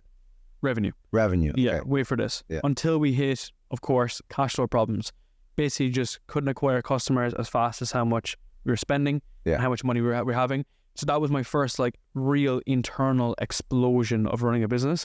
And that was all done, you know, in person, in stock and everything, because I realized that when you're shipping a, you know, a £4 or £5 Stone Island jacket, winter jacket, it's going to cost a lot of money, right? So massive failure, but a huge idea in terms of, again, attention, what do people want, solving painful problems. Yeah. And what I was effectively selling was status. Everything that I've been doing has been selling status. It's a parodies. It's another thread that I put down. Everything is to do with status, right? So whether it's a parody, whether it's a rave, whether it's clothes, everything went back to status. So I've been doing this for quite some time at this point and realized that I had no authority, I had no influence, so I was paying for attention, paying for businesses. But I still didn't learn my lesson. So then when I was in Accenture, I was trying to like get my money back together, trying to sort out different things. I was living in Dublin and I just came back from traveling and I'd spent so long, again, parodying in Asia, that I realized that if you lose your passport, you're screwed, okay? So I was trying to build a digital passport app, super VC backed. I was standing inside Dublin airport interviewing people going through the terminals. I looked like an airport, like risk effectively. Did you raise for this? This was a plan. So I'd walked around asking people would they use a passport app, and it was really well validated. People really wanted to use it. Huge legal issues, huge regulation I was going issues. to say that seems like a lot of hurdle to overcome, but Did all the wireframing, did all the prototyping myself. Bear in mind, in my kitchen, I did everything myself. Went to get funding because I was nobody. I didn't have authority and influence. I couldn't get funding. So this is when I realized, okay, I'd done all this stuff for many years, made money, lost money, made no money, lost more money, and so on and so forth. And that was a time that I shouldn't be trying to build. I should be trying to listen and learn. And that's when I fell into the podcast space, which was much more like patience game, playing the long game, getting the insights. Everything that I do now has come from the 250 lessons. Every single thing that I've learned has come from those 250 episodes I've recorded, because they were the things that I needed at that point in time, whether it's mindset, practical, business, logic, fitness, health, whatever. That was what I needed at the point in time, and that's what I'm utilizing now. And that's what I'm even doing now. Interviews I have now are often solving my own problems, because the problems for me are not unique, they're for everybody else. But I just think it's an interesting observation, because when I had made all those massive mess ups, yeah, I wasn't journaling the mistakes and all this kind of stuff, but it's at a subconscious level I was learning what was wrong. So that if you think about it, with kickoff sessions, which became Vogue's the company, when people come to interact, they have the social proof, they know what's happening, there's the trust, there's the authority, there's the influence. Everything that I had lacked was there. It was primed. So all I had to do was just have conversations with people, and I said, this is what we do. This is how we do it. And it was just like, it was just so natural. It was so natural, so easy. Even to this day, when we get on calls with people, like any case study you need is just to start with me. That's always a best case study, right? So all the gaps that I had in my youth trying to figure it out have all kind of compounded to this point in time, which is when things come much more organically and naturally. I have to take a second and thank the sponsor of today's podcast, LinkedIn. Now, when you're hiring for your small business, you want to find quality professionals that are right for the role. And that's why you have to check out LinkedIn Jobs. LinkedIn Jobs isn't just a job board. It helps you hire professionals you can't find anywhere else, even those who aren't actively searching for a new job, but might be open to the perfect role. And did you know that in a given month, over 70% of LinkedIn users don't visit other leading job sites? So if you're not looking on LinkedIn, you're looking in the wrong place. What really amazed me was how quickly I found qualified candidates on LinkedIn. 86% of small businesses get a qualified candidate within 24 hours. It's like hiring professionals like a professional on LinkedIn. As small business owners, we're always juggling multiple responsibilities. LinkedIn understands this and constantly finds ways to make the hiring process easier. They've even launched a feature that helps you write job descriptions, making the process even quicker. And it's really no wonder why 2.5 million small businesses use LinkedIn for hiring. I can't recommend it enough. for finding top-notch professionals who could take your business to the next level. Post your job for free at linkedin.com/excellence. That's linkedin.com/excellence to post your job for free. Terms and conditions apply. I have a question on that. That's so interesting. Why you chose to start a podcast after you did a super product-heavy business and you tried to do a venture-backed business? Because I have a reason as to why I started a podcast. I never thought it was going to be for the money. Same. I thought it will make money, and at some point in the future, I can productize it. But when I started this, I was building a company. So it wasn't like, for me, it was a very safe bet. I already have money coming in. Like I don't need to worry about money for the podcast.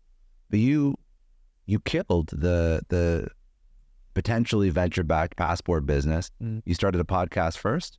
And was there because I just try and think of the mindset of a creator who starts a podcast.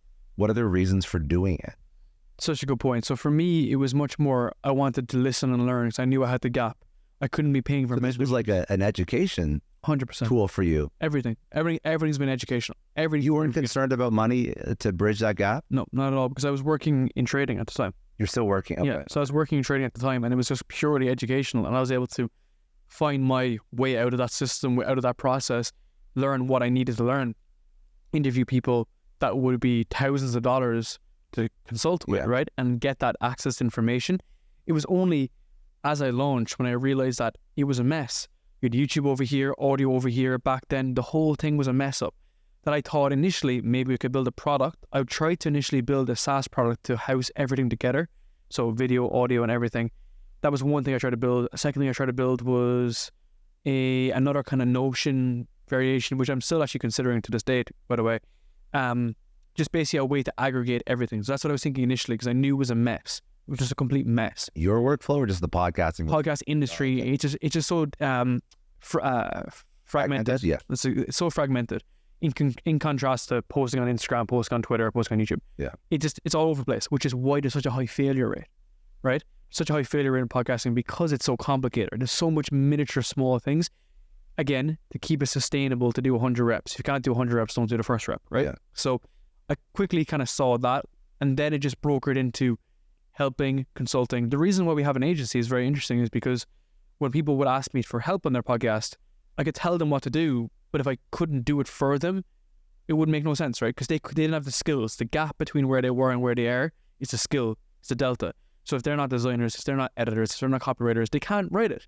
So I was like, damn it, just give it to me. I'll just do it for you. Yeah. So we started very humble from that beginning, and then it was only until I could get better employees, better writers, better designers, better editors. When the agency started running async, I started to hire people who were much further on than me. Does that make sense? Yeah. So again, you solve your own problems. I literally solved the problems that I had running the podcast that became valuable to other people. And again, it's a curse of granted knowledge, because I thought it was easy when we got up and running.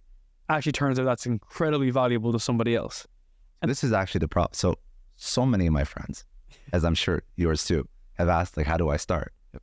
I've sent SOPs, my exact process, every single tool I use for free. I mean, some of them are like really close friends. Just send it to them.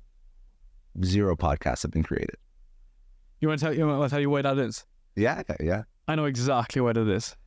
These are smart people too. These are not idiots. These are people that have built and sold companies in like the 8 figures, some in 9 figures, like very smart entrepreneurs. Sometimes you have to pay with your wallet to make the change though. Sometimes you have to part with your money mentally to be like, I'm going to go work on this. Because if you're thinking of it and you're getting great advice from a good friend like yourself, they're not willing to make that change until they actually put the cash down. Now these guys are multi-millionaires, right? Yeah. But it's still the same principle and practice. And then the other aspect then is it's a gap. What we do looks easy, right? It's like, yeah, record, upload.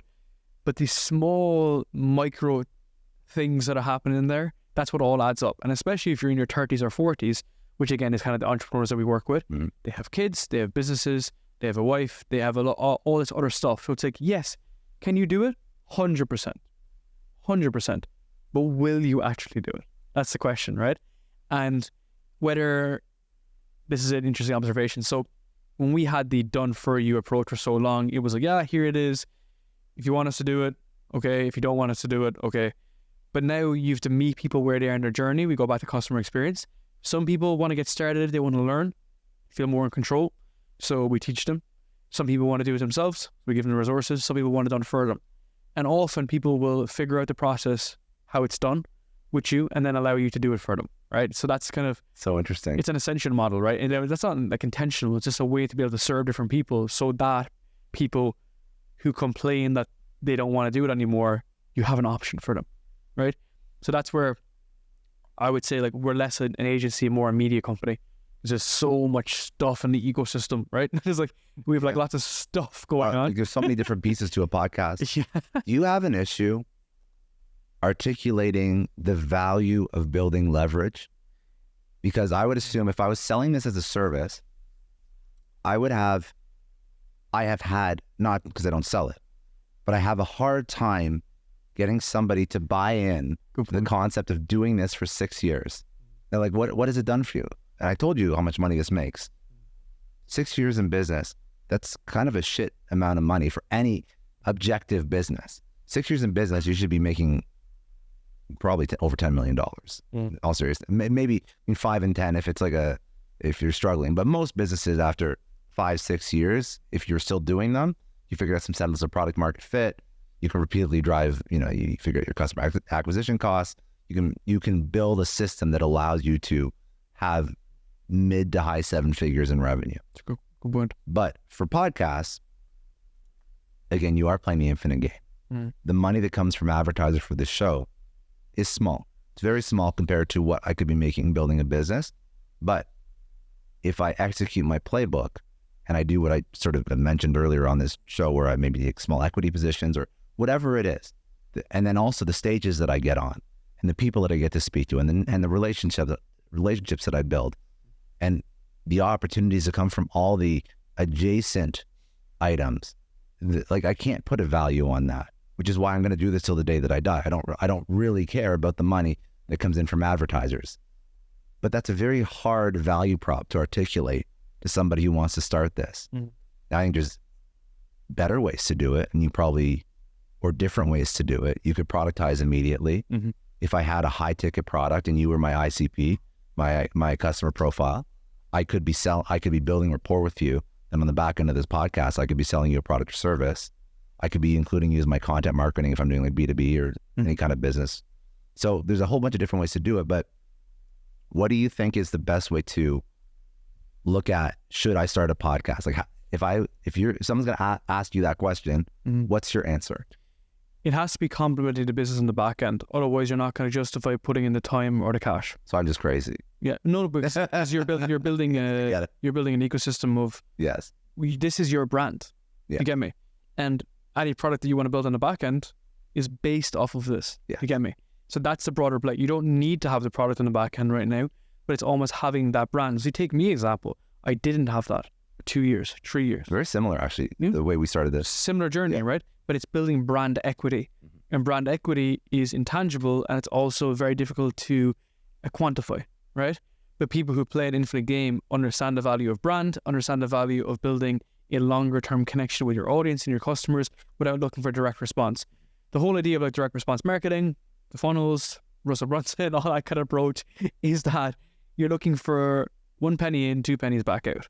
Whereas what we're doing here is much more of a longevity play. Dude, we could build a software together in 10 years' time. Who knows, right? But it all starts in just meeting each other today and seeing what happens. Exactly. But it's understanding that that's the lever. So the question I get asked by some of our clients is, what's it all for? Okay? And we try to quantify what is it all for. And we try to see which metric are we optimizing for. So let's say if it is a specific company, could be a real estate company, we could be optimizing for leads, right? So are we optimizing for leads? Yes. Do we have a mechanism to get leads to engage with us? No. How would we do that? Build a few lead magnets and so on and so forth. That's one side, right? Which we would build. The second side of it then could be, let's say, just brand awareness. You are the company like The Future by Chris Do. He's looking for broader brand awareness. With his podcast, people will come in and work with his courses and his tutorials and workshops as a result. 2 different ways to do it. So it's almost identifying what that metric is on the back end initially. It could be just views in one aspect, or it could be sales, right? Because if you have a product stack that's conducive towards that, You can create podcasts and sell products on the back end through it. It can all be done. Everything works, but all this is just a vessel on the front end. You can write tweets, make shorts. You can stick your head out this window and scream until customers come in. They're all vessels to get attention, but it's understanding what the attention is, what is it the driver that we're trying to optimize for, and then just doing it, right? I think the reason why people, maybe the feedback that you're getting is like, oh, I don't know what's it all for, is because they don't think about that initially. And that's when they record the 7 podcasts, they spend 20 hours a week working on it, have no idea what they're doing, and then think, damn, this is too much, right? Whereas we have a specific client at the moment, which the woman is a individual solarpreneur. Business is doing really well, a couple of million a year revenue. And when we launched a podcast, she was so surprised because all of her clients were listening. All of her prospects were listening. Her audience on LinkedIn were listening. So it's like, how do you quantify that? Well, those customers now see you in a different light from just helping them with the business. They're part of the broader ecosystem. And dude, you'll be very, very surprised. Like, I would say a lot of my clients end up listening to our podcast because people who actually pay for services and products, they want to get more, so they're more interested in the whole ecosystem. And as you can probably tell from this conversation, that's a huge area that I'm really focused on, is building a strong brand, providing a lot of free content, and then having a lot of very solid products on the back end that advance that mission, you know? And it just depends on where you are in your stage of your life. So if you are someone who's a busy entrepreneur, or you've sold a company and you're in your 30s and 40s and you have a lot of other commitments, well, then you work with someone, right? Yeah. You get what you've set up. You work with a few VAs, a few EAs. Yeah. Like, why are you suffering in silence, right? You know, that defeats the purpose of leverage. Does that make sense? Yeah, it does make a lot of sense. The way we kind of situated with someone that, let's say, who's engaged with us is that, 1, get your time back. Dan Martell 101, right? Get your time back, go back to what you want to do, go back to focusing on the business. And 2, build a strong brand that can actually increase your revenue, right? The way we increase your revenue is going to be different. For someone like yourself, it's sponsorships. People do paid guests, we know about that too. Or there's the business operations, leads, sales, and so on and so forth. I would bet that if somebody's having a hard time quantifying the value of a podcast, I think for somebody who does have a business, if you've started a podcast, I would make a very strong bet that if you looked at when you start that podcast and you compare that to the sales velocity, how long it takes somebody who first discovers your company to come through from very top of funnel cold all the way through to close, I would assume that your sales velocity decreases because you have this vehicle that is the most high trust building medium possible, in my opinion. So I think that it'll be very hard to track a direct conversion, but I think you look for other customer behaviors that sort of signal that without a podcast, they're consuming content, they're going on your website, they're going on your social, they'll eventually speak to a sales rep. I would assume that with a podcast, by the time they get to a sales rep, they're much more likely to close quicker. You could track than that. Without.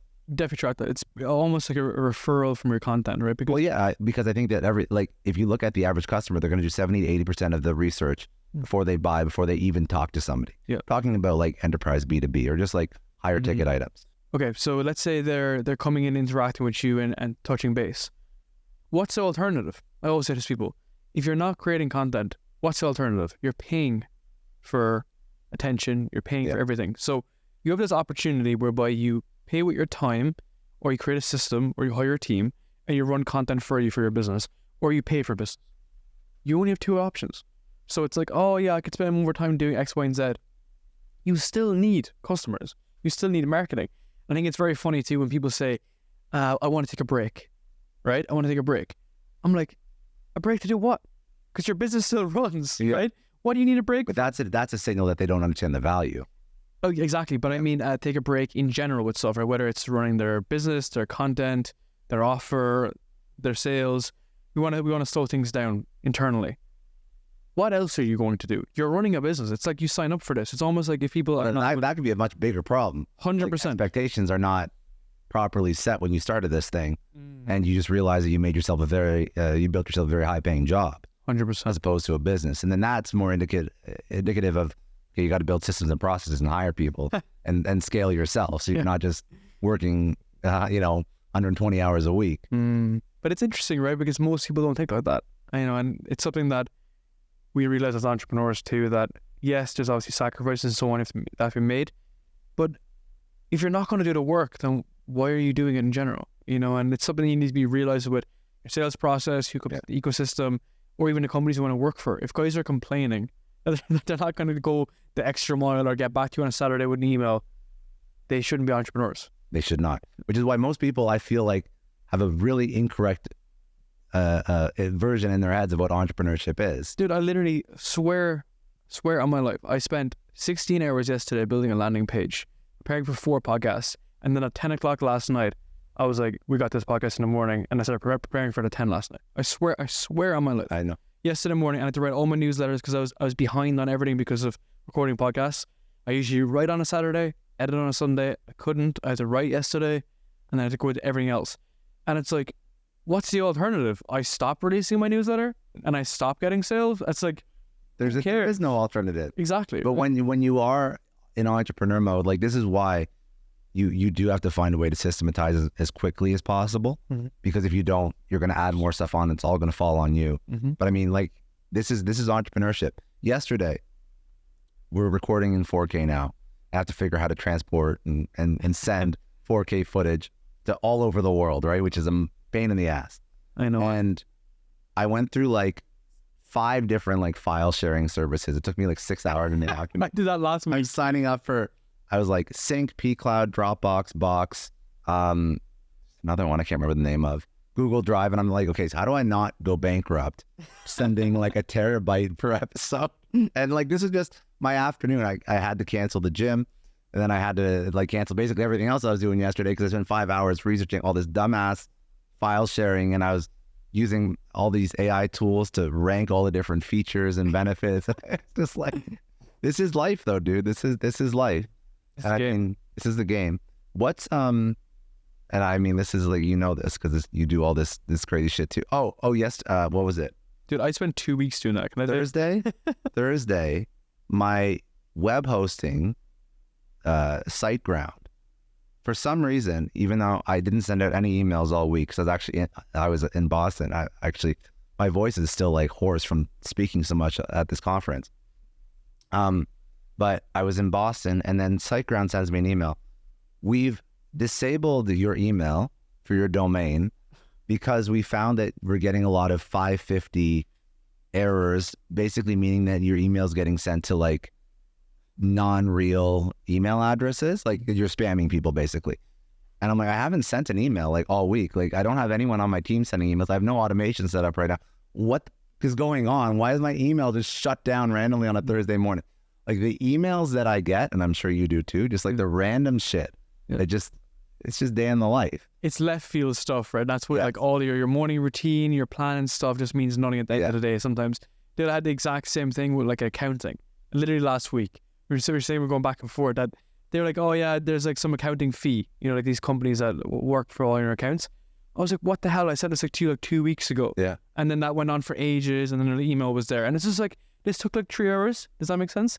And it's something so simple. And I have to pay some extra random fee, and then you're like putting in your credit card. So like, Hormozy did this really well, which is, when a company's growing really fast, a lot of the employees want to get paid more to get part of it. But they did not share in the risk. They did not share in all the pain and the uncertainty. The risk. That's what you're getting, right? So like, when I'm setting these like accounting emails on like Saturday evening, other people didn't share in that journey, right? And yes, you want to reward your employees like well and so on and so forth. But I think it's just interesting because it's not just about like running the funnel and getting the product and whatever. It's all those small changes, right? And you go back to the button, right? The button in SaaS. You could look at that button for 3 hours. You could be tinkering it and everything. And that's what makes people click on the button. You spend 3 hours working on it. It's not just creating the button. So this is all the intangibles. Right. This is all intangible. One more story. So for that CPG company that we tried to bring to market that did not work, we were sued. And by the way, they don't talk to you, but like employees generally, hopefully, do not get sued. Oh. Entrepreneurs, like you can sneeze and you'll get sued. Hopefully not, but it happens. We were sued for it was like an ambulance chaser looking for ADA compliance, like accessibility compliance on websites. So what they would do is they'd find websites that were just set up that did not have like proper like ADA compliance. So like they're usually on websites, they'll have a little button that says you can click this button and then it'll read the text to you, change the text size, make it so it's easier to see. A lot of websites don't have this. And what people do is they look for them and then they partner up with a lawyer. You have anything better to be doing. And then they go after them and they sent like legal letters and because ultimately you're not going to go to court. They try and get you for like, I think the amount was like, if you get fined plus lawyer fees, it could be like 50 grand. So they're like, let's just settle. Let's just settle for like a tiny $15,000. And you're like, you don't want to go to court and you don't want to do. Is this a business? They're doing this as a business, basically. I mean, you're not incorporated, but like it's a strategy because you go to the person's name who sends you this letter, you go to the lawyer, and you'll see about 50 different lawsuits for different businesses just trying to target websites that don't have ADA compliance. So the point is, all the BS you could ever think of, and even the BS that you couldn't think of is going to happen. You think that I woke up one morning and I was like, I want to make my website inaccessible to people? No, of course not. But when you're building this out and you really just haven't gotten around to it because there's 1,000 other things you're trying to figure out, like how to sell a fucking product. Yeah, exactly. Then all of a sudden this comes in and, oh, great, now we're down $15,000 so we don't want it. So it's like all this stuff, all this risk, all this BS. One step forward, two steps back, you know? Yeah. But again, so like that's why like in the Infinite game, you can only lose by exiting the arena. So all of these small things increase the likelihood of people saying, F this, I'm gone. Yeah. You know, I'm too embarrassed. I don't want to do this anymore. And it's like, it wasn't about the product, even though it is. Yeah. It's about all the other stuff that you're seeing in the arena for the uncertainty and whatnot. I saw a great clip. But it hardens you. It creates like mental calluses. It really makes you you can handle future situations because, I mean, hopefully that'll never happen again. I'll tell you right now, my website's ADA compliant, like as fuck. Like I got all the right buttons on there. But like, you hope it never happens again. But at the end of the day, it just makes you a better entrepreneur. And do you know who Todd Alt is? No. He has a big following. He runs a publicly traded holding company. So what he does is he acquires companies and he puts them in a pubco. And he gets shit on all the time because his stock price is going up and down. People have lost a lot of money and made a lot of money. It's like publicly traded company. But he's like, I had a conversation with him and he was like, the lawsuits and the stress and the emails that I get daily, every single one of those instances would give like my younger self a heart attack. The things that happen daily. He's like, and one of his companies is, they create technology that supports the Iron Dome in Israel. So recently, that's a very hot topic. Like we have armed guards in the front, we have metal detectors, I've had death threats. It's like the stuff that you deal with as an entrepreneur is just wild. Absolutely wild. I don't have many stories like that. But no, but it's like, but there's no end to the game, right? There's infinite levels of bullshit and stress. It's a problem solution continuum. Yeah. Every time you solve a problem, you have another. Every time you solve a problem with a solution, it creates a loop for another problem, right? Yeah. So even last night, and I think that's funny, a good observation you made was the fact that, you know, you get used to the problems. Look, I had an issue with like a site yesterday. It was like a factory setting, like a deep underlying setting. When it went wrong, I didn't act from like emotion. Like, oh God, I need to do X, Y, and Z. I kind of looked at it. It looked like a problem I've seen before. And I fixed it and moved on. Now, maybe someone else would look at that and think, oh God, there's a massive issue here. I just had gone through a similar problem before and I was okay, done, slept easy at night. Does that make sense? Yeah. So I think there's a part of that journey which is important, which is like when I was younger, running all these parties and raves and events, everything that would have happened negatively would have really affected me. Whereas like now it's like, okay, just get on with it. Yeah. Or hire people who are also you can trust, right? Like I think the biggest thing for me now is that when I'm doing these tours and I'm traveling a lot and I'm meeting people, we have a very solid team that keeps everything running. And not just running, but also progressing. Mm-hmm. People are getting better results, they're improving, we're getting more people into our ecosystem because it's a maturity, right? And I think that's my one thing against solopreneurship, which is like hard to build leverage of solopreneurship on a fulfillment basis, unless it's purely product and marketing. But I don't know. I'd like your thoughts on that. What do you think? Build leverage on fulfillment? Yeah, it's just like the solopreneurship kind of play. Like you're trading dollars for time, or time for dollars, excuse me. Kind of, but the way that it's positioned is that if you have a good content engine, like Justin Welsh's model, I guess he's very much an outlier of the success of it, which is like you just create content, that content funnels into a product, the product is self-paced. I think it depends on the product you sell. Yeah. So I feel like the product that you sell, I mean, what Justin Welsh sells is education and course material, and that's as close to SaaS as you're ever going to get. So this is the same as Jack Butcher, by the way. So to build once, sell forever. So can you scale that? Yeah, I believe you can. I believe that you can scale that infinitely. I think that there's no cap on how many times you can sell a course. Yeah. I think that when you bring an agency component in, or anything where there's literally like time allocation required to fulfill, that's when you run into scaling issues. I mean, you can also build a bigger agency. I think that it's just about like your margins, your EBITDA, your profit. I think that it's just going to be more complex to scale, but you'll have a bigger moat. So Justin, I don't think Justin's moat is his personal brand. Yeah. That is it.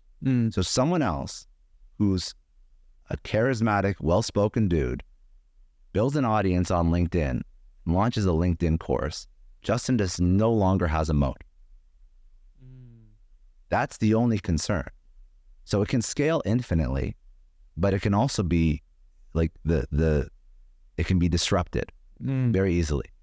An agency business, every time you sell a customer, you have to fulfill, and you have so many people working so many hours to fulfill on that customer's whatever they purchase from you. So it's just going to take a lot more for someone else to do that. Good point. It's like you can still leverage Justin's moat for your own company. Like you can be a thought leader yourself. That's exactly. Justin could launch an agency, and then he can make himself a little bit more redundant. That's an interesting point. So, but also, sorry, just last thought on this very quickly. Apologies. He doesn't want to build anything more.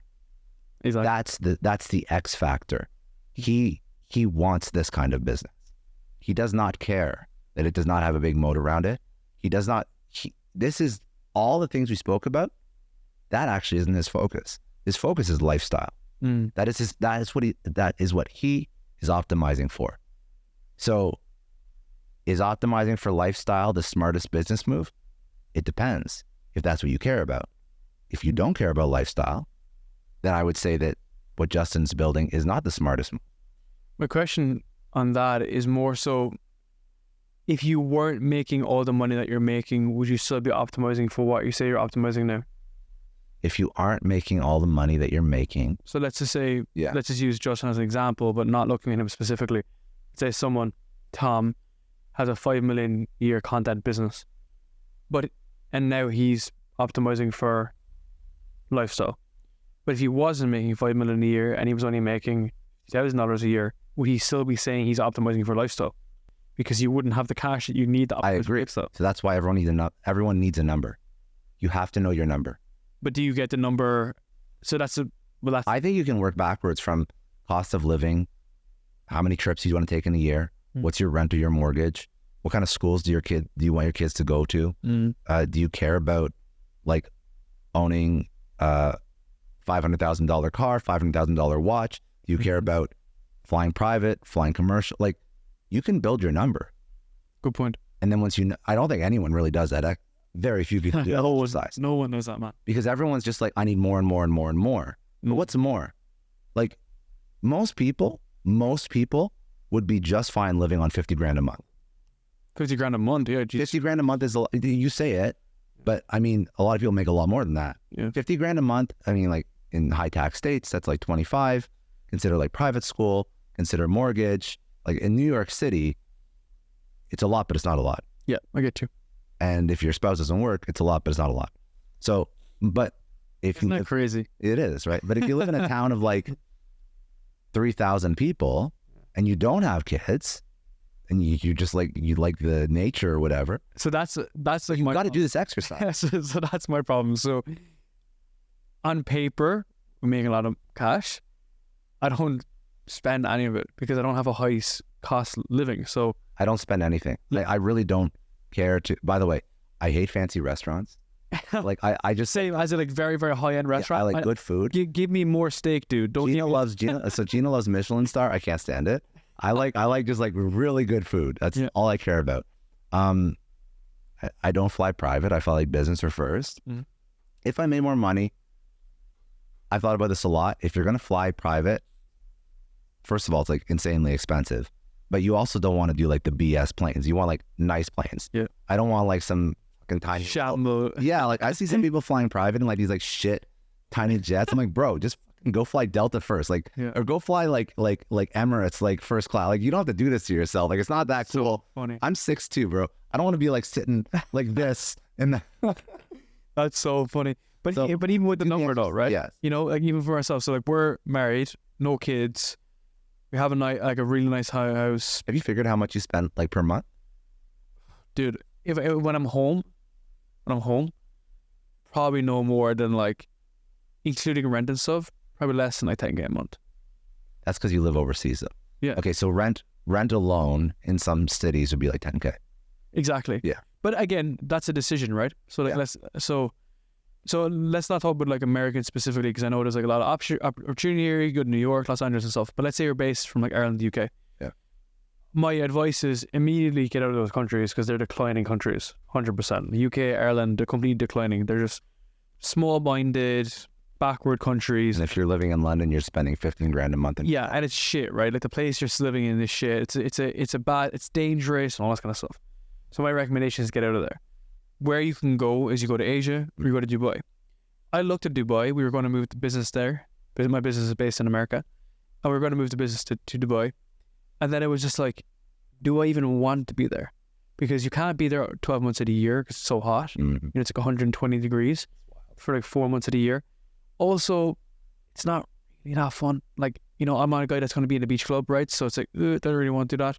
Some of my mates, their apartments are like 9,000 USD a month. And it's like, average. Yeah. 2 beds. Okay. It's okay. It's not great. And I thought to myself, do I really want to do that? I've lived in Singapore. Singapore is pretty similar to like LA for cost wise. And then in Bali, I just have a really good standard of living. So I have a huge house, low cost of living. My dog's there. I have businesses there. Great gyms, great restaurants. My standard of living is really, really good. So if I want to come to Miami, I can spend a few weeks here. I can spend a few weeks at other places. So it's kind of like understanding, again, that number, but not utilizing that number to be really high for some reason. Like, does that make sense? Like, you don't get more fulfillment from spending more money on random stuff sometimes. Exactly. So when I said 50 grand, that was more just like it was like a benchmark for most people to be like, okay, if I can build a business and make 50 grand a month. Justin's does like 1.2 million, right? A year. He has no expenses. 100 grand a month. Okay. Congratulations. It's already double what I just said. So imagine you had an extra 90 grand a month per year for living overseas. And he's similar to me in the fact that he doesn't have kids, right? Yes. So that's why he's building a lifestyle business because he doesn't need the cash. Yeah. Whereas one of my mates, Ned, who I mentioned before, you know, his 2 kids were in university in the US. He was based in Singapore. You know, he had a 7-bedroom house in Singapore. He was CEO of a company called E-Trade. He was making like 75K a month as CEO. And I know E-Trade. That's a big company. He was CEO of the company. And he was, you know, burning through all the cash because he has a family, right? So, bro, you can spend 50 grand at Live for a table close to the DJ booth one night. But again, it goes back to like... But do you care about that? Exactly, right? But even if you're optimizing for family, and, you know, I recommend most people do like building like a well-oiled family, even if it's just you and your spouse, which is our scenario, that you don't need all those bells and whistles. Like, you have a nice watch. Yeah. I'd actually like to get a nice watch soon, just as like a collectible item. Like 12. Yeah. It's not. That's not, man, it's not expensive, right? Does that make sense? Now, obviously, everything is in perspective. But I just think that if you have that frame, which I think is really nice, you said find your number, it allows you to build a much more calmer business. So that's why I like Matt Gray a lot, because Matt Gray is about building calm, elegant, systematized businesses. He also pulls over $1 million. He pulls like 3 and more. I think they're doing like a good bit now. They're doing a lot more now. Yeah. But bro, it's a course in the community at the end of the day, right? And I have a lot of respect for what he's done and what he's built. But the reason I'm saying this is because his lifestyle, similar to Justin, similar to mine, is that I can be here, and I've spent a lot of money when I've been in Asia. I've been in America for the past couple of weeks. The studio's super expensive. Hotels very expensive for anything decent, right? Yeah. But I kind of thought to myself, okay, it's September, and what are you going to do for September? I won't be back here for a while. I don't mind, right? Because when I go back to living in Asia, it's going to be chill. But there's two ways to look at that. I don't go back there being like, oh God, I'm not going to make a lot of money. I'm going to go very cheap. I still want to push on a lot. It just allows me to build a calmer business, you know, and optimize it for the right clients, turning down clients, not looking for quick cash. Smart too. You know, because I don't need the money. And that's a big difference that most people have, is that. But I also didn't need the money in the beginning too. Is that like, you know, we're similar. I just eat chicken and rice and go to the gym, right? Like, you know, I'm not going to be in these clubs. I'm not in the clubs. I'm not in the party scene. I'm not renting those tables. I'm not buying Daytonas. So what am I spending money on? I think that's why people have to do. I think it's very toxic in Miami. Because, man, dude, it's so... I don't really understand. The city is a little bit wild. I see more, you know, an RM, like a Richard Miller. Yep. I see more $500,000 watches walking down the street than I've ever seen in my life. And I know for a fact that the people in Miami are not richer than the people in New York. But I don't see a single RM in New York. So what are people trying to optimize for in the city? I have no idea. Status. It's status. Everything's it's a status. stupid fucking game to play. Because you'll always lose. You'll always lose. Because the second you think your $500,000 watch is something cool, you'll go meet a billionaire who's flying a 737. You feel like a fucking idiot. So I just mean, like, you can never win a status game. Yeah. So why not play a game that you're actually happy with, as opposed to, again, you know, trying to impress people who don't even give a shit about you. Is zigging when everyone else is zagging. Yeah. It's the exact same approach, right? So I think that exercise. Oh, go ahead. I have a funny thing on that. So I like watches. I like RMs. I like observing them. I like going in, checking them out, and so on. And whenever I'm chatting to people about watches, I always joke, being like, "Oh yeah, this is mine. It's my dog." Yeah, that's all. Yeah. And it's just funny. It's just different, right? Even when I'm living in Bali, I don't wear shoes. I go around places I don't wear shoes. Yeah. People are like, "You don't wear shoes?" I'm like, "Yeah, I don't need shoes." That is a very Bali vibe, though. Yeah, it's just different, and it's just like, oh, okay. When, you know, because we just don't have to play those games, right? It's the games we get set up. It's a counter trend. If everyone's buying a Daytona, you don't need to buy the Daytona. You can have a look at a different approach. You can buy whatever the F you want. But I think that people don't do enough work on themselves to understand what they actually want. Security. Then they default to what society tells them they should have. And that's why I think entrepreneurship is a matrix. 100% is, because you've given up the 9 to 5 to work 7 to 9 p.m. and now you're playing a different game. It's just a status game all the time. So it's always like, get to your first 100K a month, your first $1 million a month, and so on. Especially the online business space is definitely, again, Miami's prime for it. Prime there and Dubai. It's just based off status, you know? So, but I think that's a very toxic game to play. Yeah, because you end up building an amazing business, but then don't have the appreciation or value it yourself. Yeah. Does that make sense? And this goes back, this isn't saying, oh, you have to beginner mind and you're learning and so on and so forth, and you forever have like a beginner mindset. This is like genuinely having zero self like love, I guess, to appreciate what you've done and what you've built, because you spend most of your time trying to impress people who don't care. Very sad. Very sad. I wonder why this is not just me like asking this as a question. I really have no idea why online entrepreneurship turned into this. Oh, such a good point, man. Because like Silicon Valley isn't this. You go look at somebody who's sold a company for 7, 8, 9 figures, even billionaires. They don't look like clowns. So I think it's just because a lot of guys when you were younger, so a lot of the bigger guys now when you're young, the guys you see when they were younger, they were making good cash. So let's say Iman, Sebastian, Giorgio just interviewed, even like Luke Belmar, all these guys. Those are like OG. Yeah, they're like the top of the market, right? Yeah.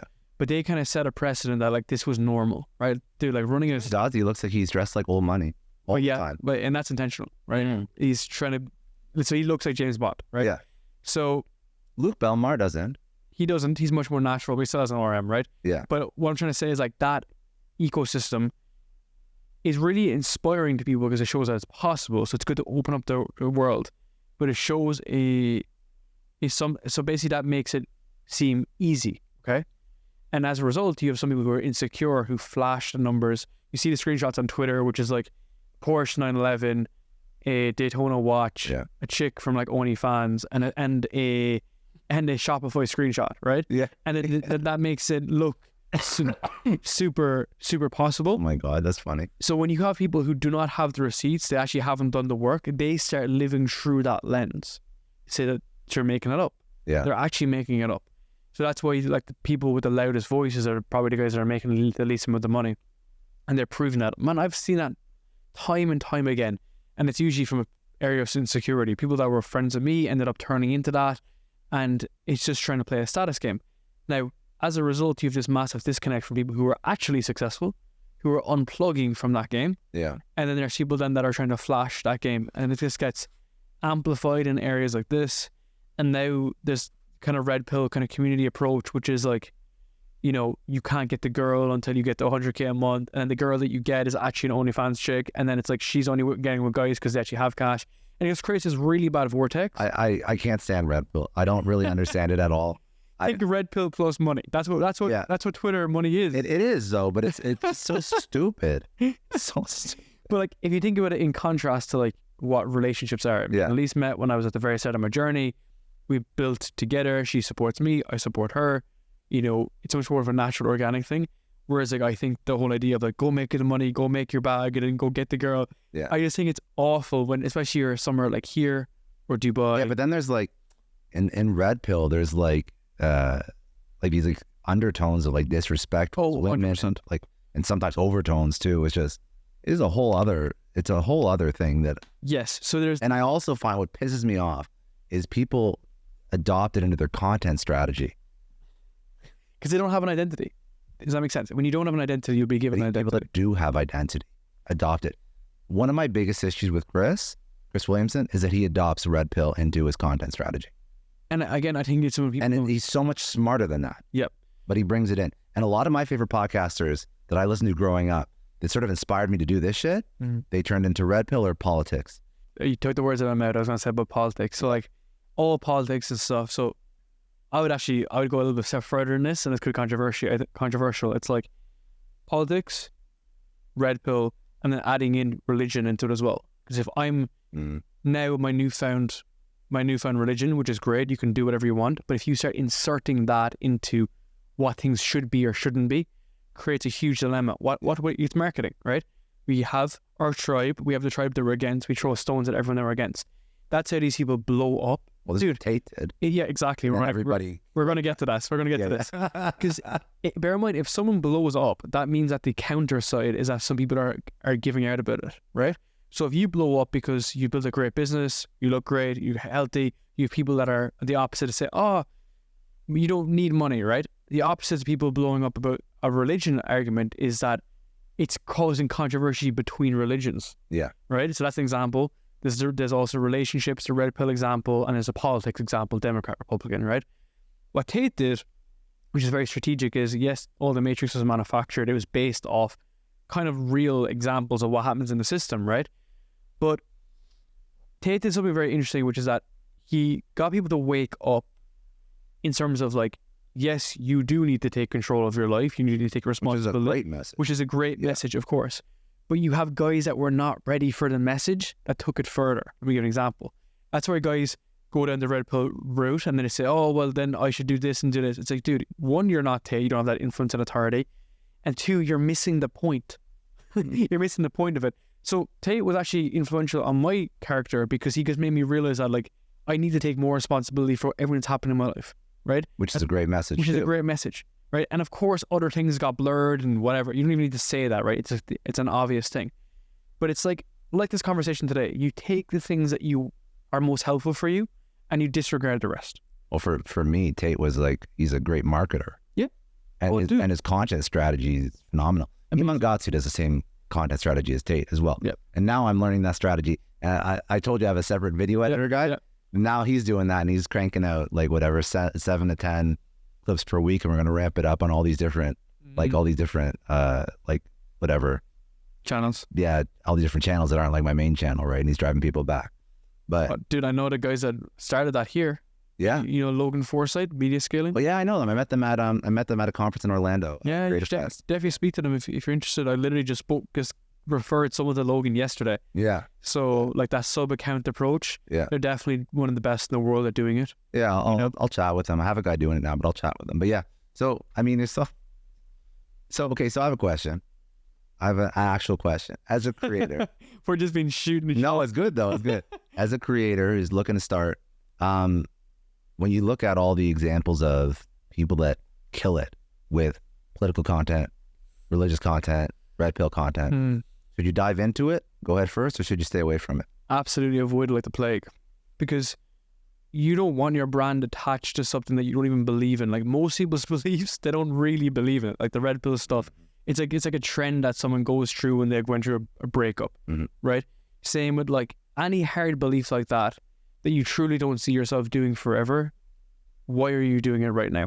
You know, so politics is a great example. Even I had a lot many people that were advisors in a company just said to stay out of it when you're in America, because you don't know enough about it, right? It's also people that know the least about it are most vocal with anything in life. And two, you don't care. So if I don't care about it, why on earth would I go talk about it all the time? Am I interested in the US economy though? Yes. I'm interested in the sub factors from it. But am I interested in the main thing? No. So it's almost like you don't want to attach your brand to it. Stick to your own core values. What do you believe in? Who are you as an individual? Are you truly an honest person? Are you truly a kind person? If that's your brand, stick with those elements. And yes, is your business based on a few different levels of content pillars? Lean into that. The first thing that I do whenever I'm working with someone is it's a pyramid. Or not pyramid, it's like a schema effectively, which is like our content pillars are broken into personal experiences, who we are, what we've done, our achievements. Then we have our tactics and techniques of what we do. So let's say for us, it's content specifically, podcast specifically. And then we have how-to guide. So how would I do X? How would I do Y? How would I do Z? That's it. Anything outside of that is not allowed to be talked about. So I will often catch our clients talking about things that are outside of this framework. And I'm like, nothing that you're talking about is one, benefiting the brand, benefiting you, or actually contributing to revenue. Because we've built out the schema, how it should look. And if you're over here talking about relationships and X, Y, and Z. Just to jump on some stupid bandwagon. Exactly. Yeah. Now, however, relationships could be a value of yours. So again, we're married. I think marriage is a very important framework and value to me. I play long-term games with long-term people. I told you we're starting a couples podcast too, so yeah. Exactly, Yes. And I also chime with other guys that are also married, because like we both have similar views on like longevity. That's an important part of my brand, and that's an important part of my business, because it just shows I'm serious about stuff, right? Yeah. Versus multiple wives, multiple girlfriends talk about what's happening on OnlyFans. It's like, we don't need to talk about this. You're literally wasting your time. And that's where you go back to the value of content. Yeah. You know, is there value in doing this? Is there value in creating a podcast? Yes, if it's talking about the right stuff. So my thought on this, and then I think that the last thing I want to talk to you about is just like some of the like the growth strategies that have worked best for you and your clients. It's very interesting. But the last thought on this that I have, at least, maybe you can comment on it, is when people jump on these trends, these like highly controversial trends, I think it's a losing strategy for most, because there will always be somebody that's willing to say, there will always be somebody who's willing to say something more audacious or more controversial. So true. And you can never win that game. And it's not a game, trust, you ever want to play. And I'll give you an example of something that I just discovered like last week. And maybe I won't name the podcast. It doesn't really matter. But there's a podcaster who, again, everybody will know the name. And he's more recently, I liked him a lot a while back. Didn't listen to her for a long period of time. I tuned in again because somebody flagged me on something that he said. and he asks questions that are very much focused on like race, like explicitly focused on race, like asking questions about which race does this worse or which race does this better. Dude. And I was listening and I'm like, bro, what the fuck happened to you? But the answer is, well, he found out that controversial content gets views. And he found out that not many people are willing to ask these questions. No shit, because they're fucking insane questions.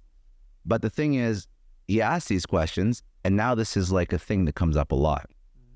And I see him asking these questions, and I'm like, listen, now he's beating everyone else who's not willing to go that far. So now to get more virality, are you going to start asking like racist questions? Like, I would hope not. But the point is, you can't win this game. It's a game that nobody should ever want to win. But if you dabbled in red pill and you dabbled in all this other stuff, someone will just take it to the next extreme. And what's funny is I've worked with a lot of the bigger growth operator agencies who build products for Evo. And the number one thing that they don't focus on is people who do reactionary videos, who react to things. So react to a trend, controversial topic, whatnot, because it doesn't build a brand. Yeah. Because you'll pull in a ton of views and people will look at it like, oh, that's controversial, and they just move on with their life. You don't stick to those videos. You see those videos, but it doesn't build the cult, right? So if you think about it, all of this is the antithesis of what a podcast is. It's sitting down, having a conversation, learning with someone. I would say the format of podcasts is super conducive to learning, upskilling, becoming a better version. Yeah. Because that's what context does. Context allows you to be able to do that. And most people aren't doing that though. No. Do you get me? Yeah. So that's where we had to kind of... So when I saw a lot of this stuff in 2022, 2023 kick up, it was something that I had to really, really hold in on, even with our clients, even when we were asked to make certain videos, certain intros. It's like, okay, yes, you want to improve retention and so on, but we don't want to be seen as like the latest like controversial thing. Yeah. Right? Touching on the thing you mentioned before, podcasting ecosystem is super fragmented. A lot of different things that you can do. Audio, video, to social, to newsletter, to pay, to collaborate. Like there's a million different things that you should be doing if you've sort of gone through this podcast journey and your show's evolved and you do all the marketing shit for it. But that's super overwhelming. So if you can drill down into the things that kind of work the best, and as a marketer, I hate that because you do have to test everything. But just from what your experience has been, what are the things that actually move the needle the most? Or the answer could be nothing. The answer could be doing it for a long period of time. But I think there was one show that you worked with, it's in my notes, but I'm not going to check it now because I can't remember where it is on that sheet. But there's one show that you grew to like 100,000. We're going to bunch of them man, to that way as well. But it was very quick, all relative. But what was like the one lever that worked? So we don't do any ads. We don't do any paid. You don't do any paid at all? No. Why not? For audio or video? For everything. Okay, why not? I think the retention is very low on paid. So if you think about what paid is, you're driving people to a product or awareness. If the retention is low, which it is, like YouTube ads specifically, the retention could be like 1 second, 2 seconds. So it's a big number for engagement. If the content isn't validated, it's basically like pissing away money. So instead I try to build like a content flywheel, which is all organic. So everything is organic. And what that would entail is, so again, we focus on the strategy, making sure that those content pillars are dialed in. It's a revolving system. It's very, very dialed in on that. Every piece of content from there is of high quality. So let's say they are in a studio. We have good quality production, number one. Second, then is going to be your thumbnails. We're actually actively working on making sure that the CTR is incredibly high. The design is almost like a painting, right? And just to give context, so the caveat is YouTube.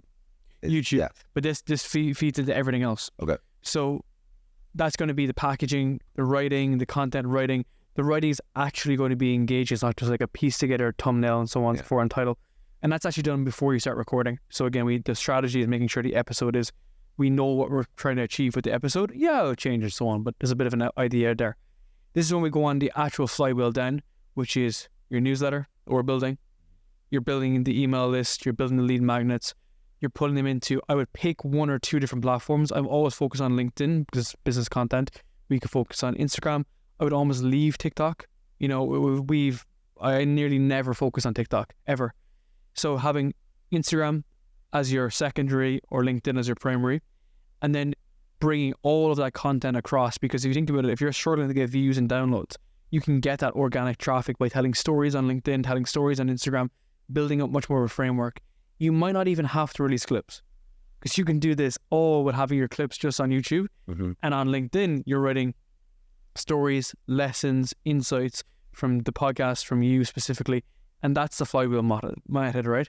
And it's almost a combination of seeing which sticks best. It could be LinkedIn, it could be the newsletter, and just doing more of it, right? Because we're not trying to get millions and millions of views. We're trying to get the right people to the right audience. So we have some podcasts that are doing a couple of hundred views a week, a couple of thousand views a month, but those views are the right ICP, okay? So that's how we're kind of growing it. And if you want to put flames on a fire, then we just do more of it. So that's how I've just never explored the ads approach. Maybe it works, maybe you've experienced with that, or maybe you've some insight on that.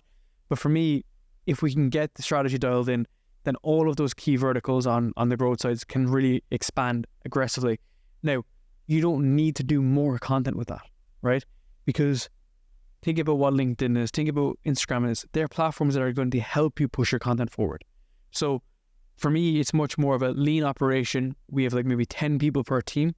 And then it's about dialing in those processes, making sure that everyone knows what the business is, everyone knows what the content is, everyone knows what the content pillars are. So we're pulling not just fun stuff, but the right stuff for them. You don't have any issues moving the audience away from all these platforms into a RSS feed or a YouTube channel? Good question. I view it slightly differently. I view like in the ecosystem that's such a good point. So in the ecosystem, some people want to listen to the podcast. Yeah. Some people want to watch the podcast. Some people will want to highlight a clip of 10 minutes. Some people can only consume clips. And then some people will have nothing to do with audio and video, and they'll just read your newsletter. They'll just see your posts on LinkedIn or just see your tweet on Twitter. But you have to scale up to serving everyone on different verticals. So as you mentioned to me about my threads, some people see threads. Most people think threads are stupid. I think it's great. It's a great platform. Like great organic reach on it, yeah. A lot of those insights are what I'm talking about today. It's the same concepts and principles. So you got to serve people where they're at, right? Yes, we can index on YouTube. Yes, we can index on whatever platform we want to.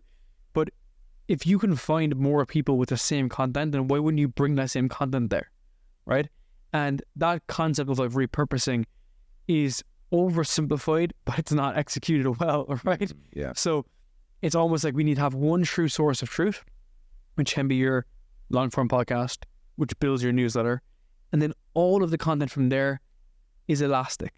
It'll expand into 6-7 posts on LinkedIn, 20 tweets and so on. But if it's not growing, it's a content issue. If your content is good, you need to do more growth, right? So I wouldn't launch a ton of clips unless I knew the episodes were really good. We'd have to go back and change and iterate it. If we are running a ton of clips and we're not seeing success, we go back to the content, right? It's podcast market fit. It's going back around at that circle. So I just think that people are not putting more time into thinking really about the strategy and about the actual growth mechanisms. They're either too focused on one or too focused on others. And if you're doing both and they're both running really well, that is your opportunity to monetize it. And you can do that from day one. Dial all that in first. Yeah, absolutely. Because how can you get people to your offer if you don't have the growth? And how can you get people to buy your offer if the strategy is wrong? And I understand now, because now when you mention that, how are you getting people to your offer? You just said it. How are you getting people to your offer? You're not building a podcast for the sake of building a podcast. You do not need 10 million downloads a day on your podcast. Yeah. What you do need is an offer. And if people discover your offer via LinkedIn or your newsletter and they buy your offer, that's mission accomplished. And it's from the vessel, right? Yes. So it's like we focus on a podcast, but then the podcast then becomes everything else, because the same podcast that you're releasing will still become everything you're doing on all different platforms anyway. Yeah. Right. So whether you want to show up with your face, build a parasocial relationship is totally up to you. But if you don't do it, you have to pay for it, right? Yeah. So this is our opportunity to stop paying for attention, create a vessel, a content strategy that's very much aligned to your business, and then just run it every single day. So then you can increase the volume, daily posts, 2 posts a day, 3 posts a day, whatever. But if you know it's working, then you don't mind investing the money. Exactly. You can ramp it up further, right? But then there's also a diminishing part of returns for individual accounts. So yes, the sub accounts is a good vessel. No, I haven't experimented with it, but there is a point whereby, I'll give an example. We have some podcasts that come to us that have come from the very big shows, and they've been worked on by the very, very big shows, but they're exhausted. They're doing 8 podcasts a month, and they're just absolutely fried. So what we do is we take them down to half their volume, 8 to 4, and then focus on the 4 really good quality episodes. And then that's it. They're only recording weekly. Yes, you might be able to ramp it up a little bit more, but that just keeps it sustainable, 100 reps, and for a longer term horizon. I love that. All right, dude. We've gone through a lot today. I appreciate fun, dude. This is a lot of fun. Okay, I'll ask a couple like rapid fire to close this out. But where should people go connect with you? Anywhere, dude. YouTube, Darren Lee. Okay, easy. I'll put stuff in the show notes. If you have other links, let me know. What's one thing that you're learning about right now that I haven't asked you about? That's really interesting. That's a good question. One thing that a big insight I've recently learned is that guests are bored, right? Guests are usually bored and they're sick of being asked the same thing, which is why I'm just trying to go super like counter trend with all my preparation, all my notes, just completely unique with everything that we're doing. That's why you don't like notes. Yeah, because I did it for so long and I noticed that the more notes I had, the more I became everybody else. So it was like, let's just do something that's very counter trend and let's just chill. Like we're literally just chilling now and allowing things to happen naturally, because I didn't do that for a long time. And if I was to go back and chart my best episodes, it would be things that were much more natural like that. Like genuine curiosity and inquisitive. Like you're a super inquisitive guy. Like you're listening, you listen closely, you analyze people. This is not enough of that, you know? You know what I think it is? I think it's like, stop being so selfish. Yeah. I don't think it's a podcast problem. I think it's like a bigger ego problem. Yeah. I think people just don't give a shit about other people. Like, I think that's the issue. I think Joe Rogan is genuinely interested AF in whoever's sitting across the table from him. Yep. People blame their phone, they blame the restaurant waiter who's coming in interrupting them, but it's not. It's like, that's why I love podcasting in general, because you can be genuinely just stuck in the moment. I love it. I love it because very rarely, and like I'm at fault too. Like when I'm having conversation with somebody outside of what we're doing right now, checking my phone, like I'm watching TV at night. I have TV, I have computer, I have my cell phone beside me. Like I have 3 screens in front of me. So much information. So much, right? So you can't focus. Your brain's like scattered all the time. So writing and interviewing people are like the most therapeutic things I've ever done. Love it. Yeah. What would be the biggest misconception about podcasting that people believe is not true? God, we could go all day. It's a lot. We could go all day. So the biggest thing is that I had some of the bigger agencies in the beginning of it tell me that you couldn't make money from a podcast. And I realized that it was not to do with the podcast, but it's to do with the entrepreneur. People who can't make money from a podcast are actually just bad entrepreneurs. So fun. Because you can make money doing anything, dude. A lemon stand outside, you can scale that if you build a big enough lemonade stand. It's nothing to do with the vessel. It's to do with you. Like people who don't make money suck at making money. It's simple. It is true. There are some people that are phenomenal at making money. Of course. So, like dude, they touch something, they make money. Dude, you could put some guys in the desert in Arizona, take off their pants, hand them a cell phone, and I guarantee they make 100K in like 20 hours. One of my really good friends, his name's Joseph Martin. He sold BoxyCharm for $500 million. Massive exit. But like the story that he doesn't tell you, or maybe he tells on some podcast, but when he was in college, he was making like $200,000 or $300,000 a month, like running traffic through AdWords or some shit like that. Then his first business was a